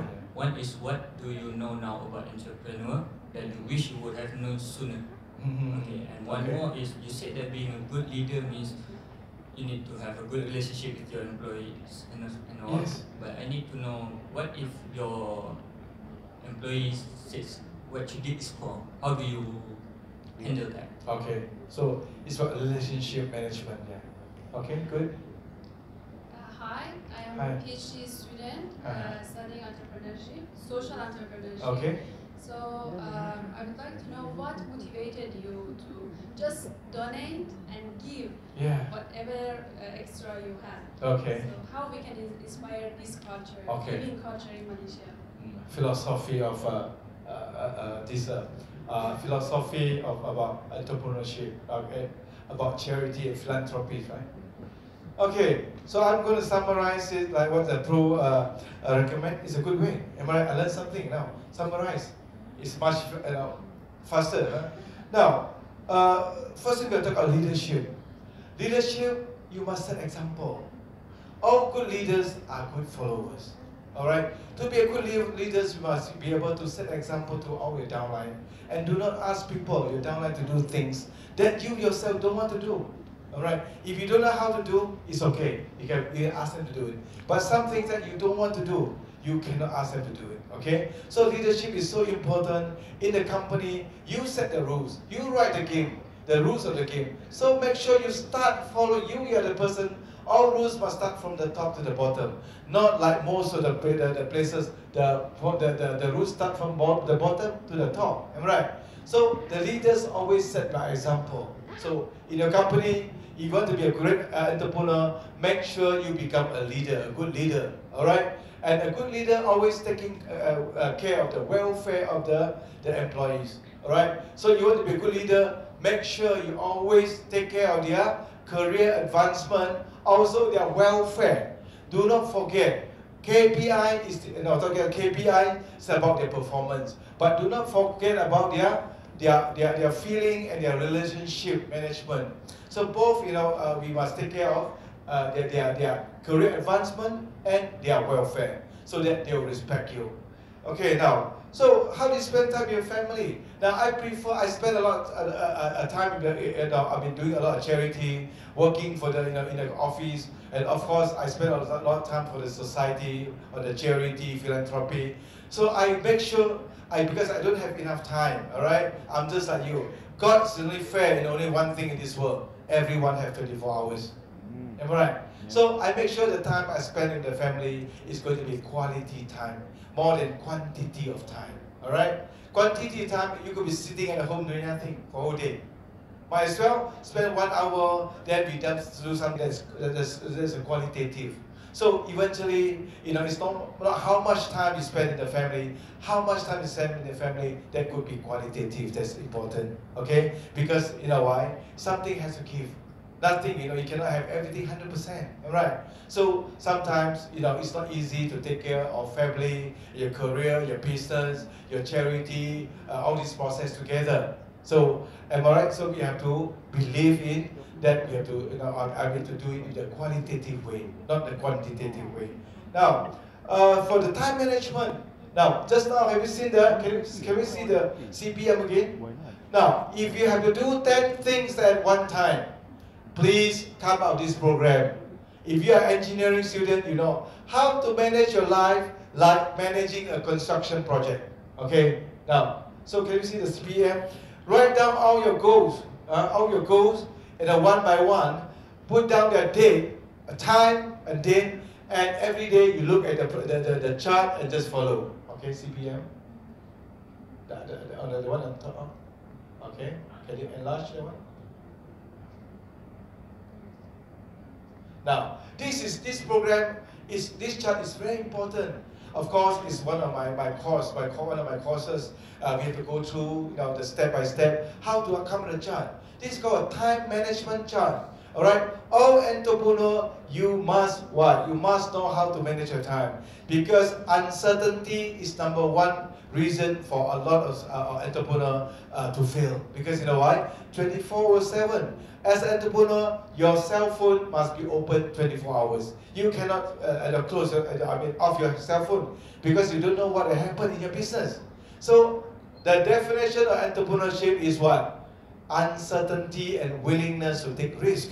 Right? So make sure you have all your goals right now one by one. See, goal number 1, goal number 2, number 3, number 4, number 5, the date, and what is the duration. When are you going to expect to achieve your goal? So every day you just look at the program, the plan, and make sure you do not miss. If you have to change the date, like what I said, bring it forward, the date. Don't postpone or procrastinate. So that's time management. So you're asking me how I can do 10 times in one day, 10 things in one day. Because first, I have a plan, I have a chart, I have a program, okay? I make sure things that are important, very important, critical, urgent thing, I do it myself. Things that is not critical but still have to be done, I know the art of delegation. I have to delegate, follow up, and reporting system must be there. So not everything you have to do to achieve must be done by you personally. You must know the art of how to delegate and make full use of people around you to achieve your objective. Or else you'll be what? You'll be too busy. Okay? Now, so I'm talking about how to outcompete your competitors. Just now we are talking about the gap. Am I right? Write down, if your competitor providing a service or product, write down what kind of product they have, what kind of specification they have, write down what kind of services they have, before, during, after their sales. What kind of services they have? We just do whatever they have, we continue doing it. But whatever they don't have, we give extra to other people. Okay? Now, that's the only thing we call the gap. Alright? What are the consumer want from you, and what are the businessman would not provide?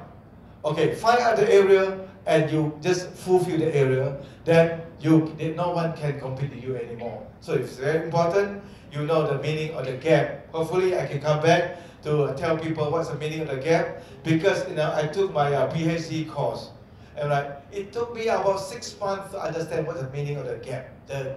My professor kept talking to me, but I cannot understand what's the meaning of the gap. It took me 6 months. It took me 6 months really to comprehend what's the meaning of the gap. After I understand the meaning of the gap, I become very unique. That means do things that provide services that other competitor will not provide, and provide a better product if other people do not want to produce. Okay, so this is a very good course by itself, how to understand the gap. In life, you want to be successful, the meaning of the gap is very important. GAP. How to define the gap, how to identify the gap, how to fulfill the gap, how to widen the gap, how to convert the gap into big space, how to make sure your gap is sustainable. Hopefully we will come back, okay? Now, this is something will change you forever, okay? It's a mindset, okay? Now, so we come to about, when I was 30 years old, I had to visualize. One of the best way to set your goal, to become the person you want to be, is what? Write down your goal, okay? Who you want to be. Write down also what condition you must meet before you can become that person. Then after that, write down also what kind of knowledge and resources you must get before you can become that person. And also use the process of imagineering. Imagineering image, close your eyes. Once I achieve that level, that position, what kind of reward I can enjoy? Am I right? What I'm going to do? So the law of visualization is very important. The law of projection is very important. You are just like a projector. You project the image, what you're going to be in the next 20 years from now. When you're 30 years old, that's the best time to start now, okay? Because now you're quite matured, educationally you're quite okay. Now you might, it's the right time to start when you're 30 years old. Write down your goal, okay? You ask yourself, why you want to achieve a certain thing. If you cannot come up with the answer, don't do it. There must be a reason why, okay? Visualize and project. So there's so many law, that we have to study. One of my courses is to understand all the law. The law of attraction, the law of average, the law of moderation, the law of projection, the law of so-called this visualization. There's so many laws. We have to fulfill all these laws, your life will be complete, all right? Okay? Now, next one we are talking about the mindset and philosophy. Okay, now, of course, I have only 3,000 ringgit. I don't have the luxury to get a big project, a good project, all right? So this is the project nobody wanted. I remember I went there and a lot of people are still fishing in the pond. They asked me, why are you coming here? I said, I want to develop this land. And all these people, they are so worried. They go, so next time where are we going to do our fishing? Am I right? But this is the thing that, now, trash, garbage can be someone else's treasure. Alright? A person's trash or garbage eventually becomes somebody else's treasure if you know how to identify the gap. Okay? Now, because I have the financial constraint, I took that project and I used the, what do you call, the uniqueness of being an entrepreneur. Okay? I convert that as a low-cost housing. I change the plan. I make that project a low-cost housing with a proper car wash. I make it everything with jubin, that means with tiles. I make that low-cost, cheap house to be built exactly like a medium price houses. And now that project is sold out in about 1 week. And that's the worst time in the market. Alright? So that is why the ability to give people more than what they bargained for. Give them whatever they deserve, and plus give also whatever they don't deserve. Okay? Now, then you become what? You become the creation of uniqueness. Then you outcompete everyone. If you start doing what I'm doing now, okay, you never have any competitor. All you have is follower. Okay? Alright? So give people more than what they deserve. What they're asking for. Give their money worth more than what is the actual value. Create value added thing to them. Okay? Now, relationship management. Now, is the highest level. Okay? How to manage your company like a family is very important. Because if you cannot manage your organization like a family, you cannot be a world global leader. To be a world global leader, there are two ingredients. One, you must have execution power. Second one, you must create complete, unquestionable loyalty. Alright, so you must manage people in their execution and also create unquestioned loyalty. If not, your company cannot grow. Alright, so treat your employee like your own family member is very important. Okay, if you start doing so, your employee also will treat you like your own family member. Okay, now, as a good leader, the first thing to grow your company is very important is what? The art of forgiveness. Alright? If you treat all your people as a family member, you tend to forgive them. If they do anything, you forgive them. Unless they break the law, they steal from the company, then you have no choice. All right? So it's a mutual caring process. That's why, I'm sorry, I know the gentleman there just say, well, I'm going application to the company. I know he's kidding. Now, so that's why I'm only one of the only company where I declare in front of all my employees, your job is lifetime guaranteed, lifetime employment. Because you know why? Make them feel very secure. I say, leave your future to me. Okay, you just have to work hard, that's all. So that's why for the last 20 years, I only have employees fire me. I haven't fired anyone yet. Okay, that's something that's very unique. Okay, now the last one you took out philanthropist mindset. Now I grew up from a very poor family. I am a ISO 9002 certified poverty poor person. Okay, I'm very poor. I don't have money to buy books. I don't have money to buy my shoes. You know, I'm telling you, you know, I don't have money to buy my belt. I used to use a steel wire, you know, to tie in my pants. Now, I never have a toys in my life. All right, I never have a chance to go to a kindergarten.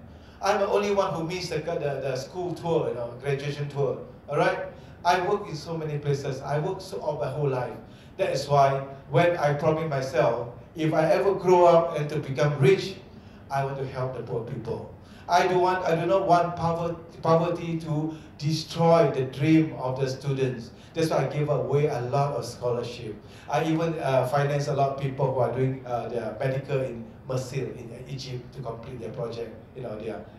So that is why it's from, because when I was poor, I was young, I was so poor. So this is something is in my mind. Because you know why? Because all my life, you know, a lot of people helped me to be successful.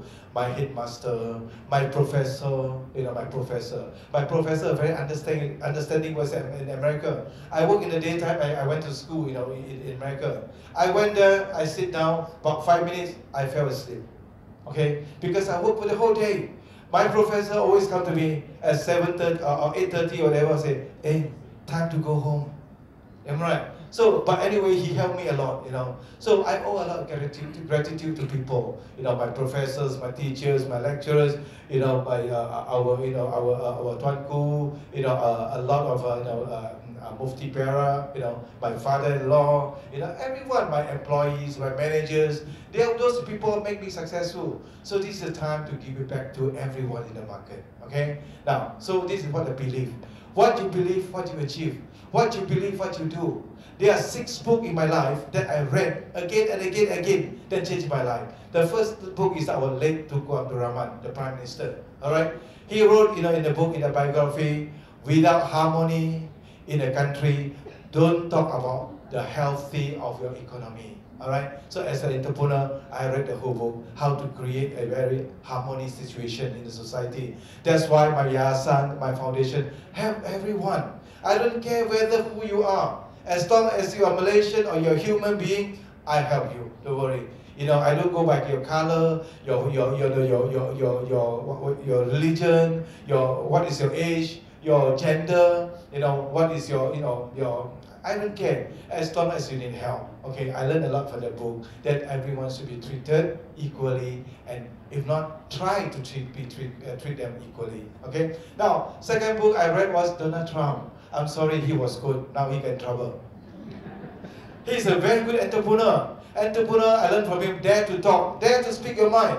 Just tell people what you want. I don't care. You don't like it? Sorry, go to hell. Am I right? Okay, now that is good. As long as you are legal, no cheating, no lying, no stealing, don't take advantage of people, say it. Don't live in the opinion of other people. Okay, leave them alone. Alright? Okay, now this is good with the entrepreneur because it is your own company, your own business. But when you become politician, maybe you have to be more careful. That's why, you know, it doesn't work so well when you come to politics. Alright? Now the third book that changed my life is Virgin Airlines boss, Richard Branson. That's why I developed a lot of risk-taking gene from following Richard Branson. He was the first entrepreneur who flew on the hot air balloon, right? So I also, you know, went a lot further. Now I beat him in every area that I did. All right. So risk-taking is very important to be an entrepreneur. Now the fourth book I read was from China. His name is Fan Li. This guy, he has become a billionaire 3 times in his life, but he gave everything away to the society. But because the more you give, the more you get. That you don't give anything, you get nothing, because it's a law of nature. You are doing a lot of charity giveaway, you are not asking for any return. But if things just come back, it does come back to you, treat it as a bonus, recipe, we accept. Alright? Now the 5th one is also from China. His name is Hu Xieyan. This guy, he did a lot of charity, you know, just by giving away and giving away. He never questions. Okay? Now the last one I learned a lot from is the person called Peter Span. You know, this is when I did my internship, you know, during my master degree time in Australia. I came back in an airport, so I found a book, you know, it's a local, written by a local Australian. The name is The Wealth Creation Process. How to create uniqueness in your life and to accumulate your wealth, okay? Now, there are so many principles there, and I learned everything from him, and I end up, I think I did much better than him, okay? Now, see, all inside this book here, okay? Now, so that's what I'm saying. If you want to be a great entrepreneur, it takes time. You have to be very patient. No one becomes great in 1 day or 1 year. If you see someone who become a great entrepreneur in 3 years or 2 years, there's a crime is in the process. Am I right? Something is wrong already if someone suddenly become rich. Am I right? Okay. Of course, you get 1 or 2 people who end up walking at night and hit, this is a gold bar or something. That's okay. But you know, if someone becomes successful too fast as an entrepreneur, there could be a crime in the process. So one should be careful. So you must follow all the proper law and regulations. So guys, to the future great entrepreneurs here, don't give up. It's not easy to be an entrepreneur, all right? But it's extremely rewarding if you become an entrepreneur. That's why a lot of people end up choosing a very stable job. You know why? Because less risky, all right? Comfortable, and you're doing quite well. There's nothing wrong with that. Now, let's make comparison. 1,000 graduates end up to be professionals. I think 900 of them are doing well. Maybe 100 not doing so well. But if 1,000 entrepreneurs, they graduate, they start their business, maybe 50% are doing okay. The other 20% doing quite okay. Maybe 5% is become millionaire, billionaire, whatever. Now, maybe the 10% are starving. Okay, so that's the only difference. So you want to be a great entrepreneur, first thing you must have a very strong mindset. Your mindset dictates your future. Okay, how you think, what you get, who you mix with, who you become, what book you read, who you become. Very simple. Okay, so this is something that you have. You are not sacrifice yourself. You don't. A lot of people say I sacrifice a lot of my time to become a great entrepreneur. You are not. Actually, you are investing in your time to become an entrepreneur. So today, whatever we share, okay, whatever we share, actually is not to teach you or to teach you people how to become a millionaire. Okay? Today, what we learn today, actually, all my teaching today is how to make you a billionaire. Thank you very much. Time is so much there. Hopefully you pick up, slowly, because as long as you pick up slowly, you improve slowly, eventually you become the person you want to be. That's very important. Never give up. Never, never, ever give up. Thank you everyone. Thank you to the Professor Vice Chancellor, the Dean, Datu, Thank you very much. Dr. Alex, everyone here, lecturer, professors, whatever. Thank you very much for the sharing today. Thank you. Thank you very much, Tan Sri, for a lovely session. May I call upon Professor Dr. Durisha. I'm not standing up so that I can get a book, okay? No. Definitely, if I ask a question because I want a book, but don't you love his talk? Yes. Yesterday I said to him, I love this guy, and today still I love Tan Sri, okay? I hope he has inspired us, and inshallah, IBS team will ensure that we bring Tan Sri again to UTM, okay? But we thank everybody for having the conference. Thank you so much, Tan Sri. You really inspired us.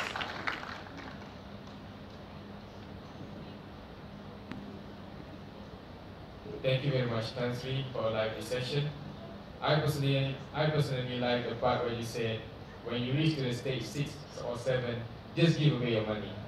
Well, Tan Sri, may I suggest, Tan Sri, may always think of UTM when you're at the 6 and 7 stage. Ladies and gentlemen, as a token appreciation for our honorable guest for today, we would like to call upon the Honorable Professor Dr. Durisha Idrus, accompanied by Professor Dr. Wan Khairul Wan Ismail, to come up to the stage.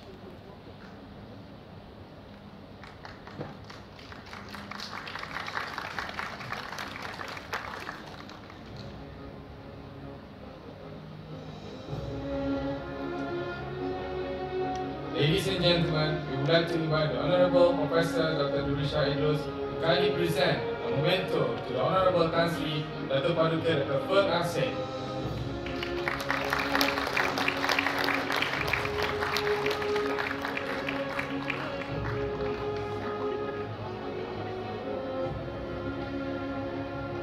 Ladies and gentlemen, now we would like to call upon Prof. Durisha Idrus, the Pro VC of UTM-KL, to kindly present a certificate as a symbolic of the appointment of adjunct professor to the Honorable Tan Sri Dato' Paduka Dr. Feng Aseng. Adjunct professor.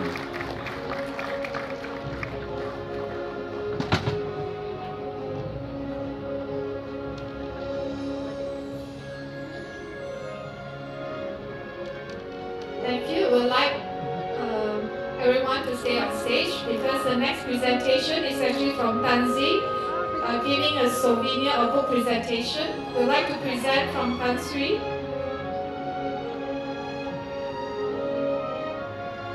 The book to Yang Berbahagia Professor Dr. Durisha Idrus, the Pro Vice Chancellor of UTM Kuala Lumpur.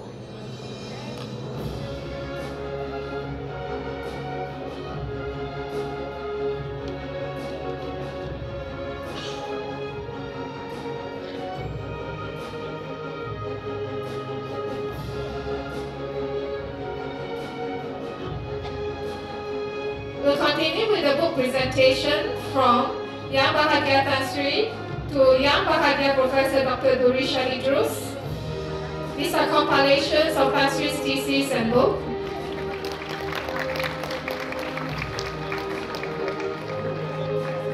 Also, Tan Sri would like to present to Yang Bahagia Professor Dr. Wan Khairul.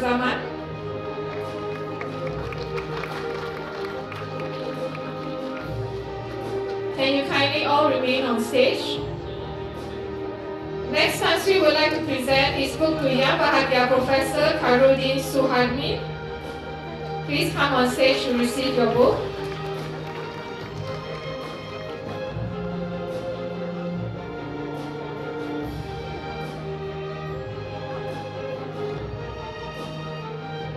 Kindly remain on stage. Next, we'd like to invite Associate Professor Dr. Rosmini Omar, the Deputy Dean Research and Innovation, to come on stage.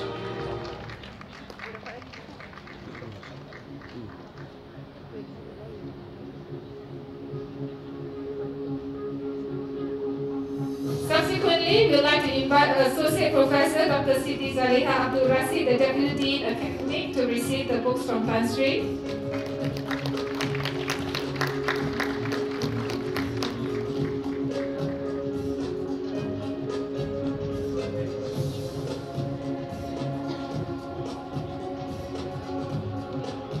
And to Dr. Suzilawati Kamarudin, Head of Executive Development Program.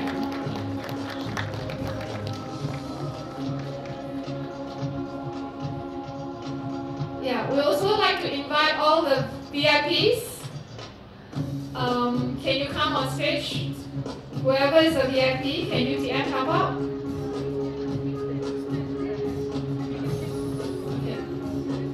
Okay, next, we still have two books presentation to our MC for today, Puan Umia Yunuza. They're very delighted and looking forward for the books. Ada lagi?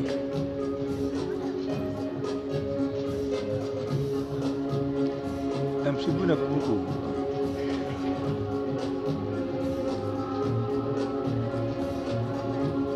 And of course, to Encik Muhammad Faik, one of our MC for today, which was also a PhD student.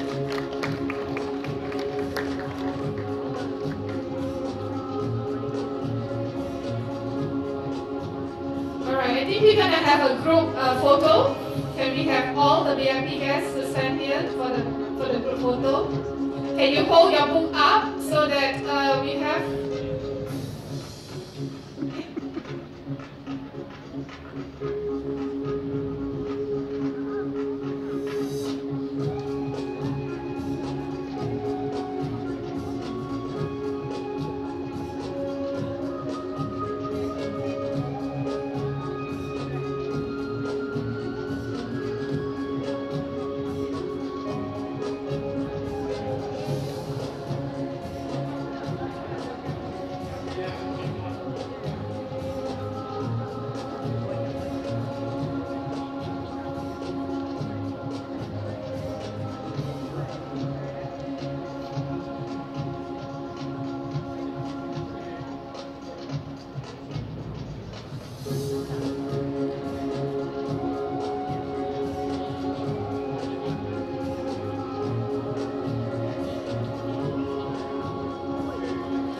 Okay, another big round of applause to everyone here.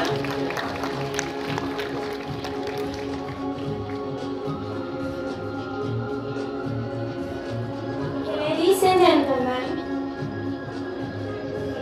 we are indeed very lucky today because Tan Sri Dr. Paduka has spent his valuable time in spite of his busy schedule.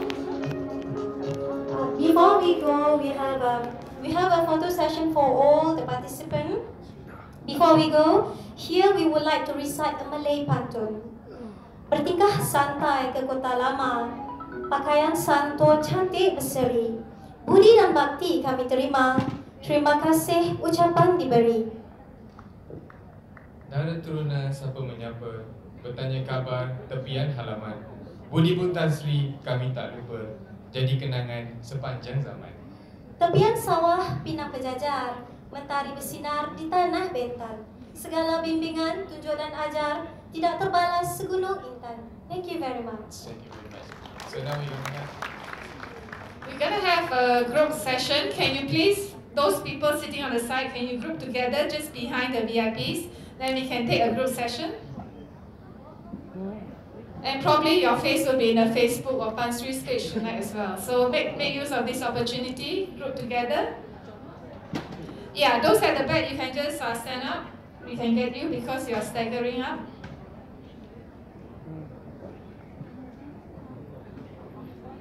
Okay, can we invite the rest over here? Just move down, please.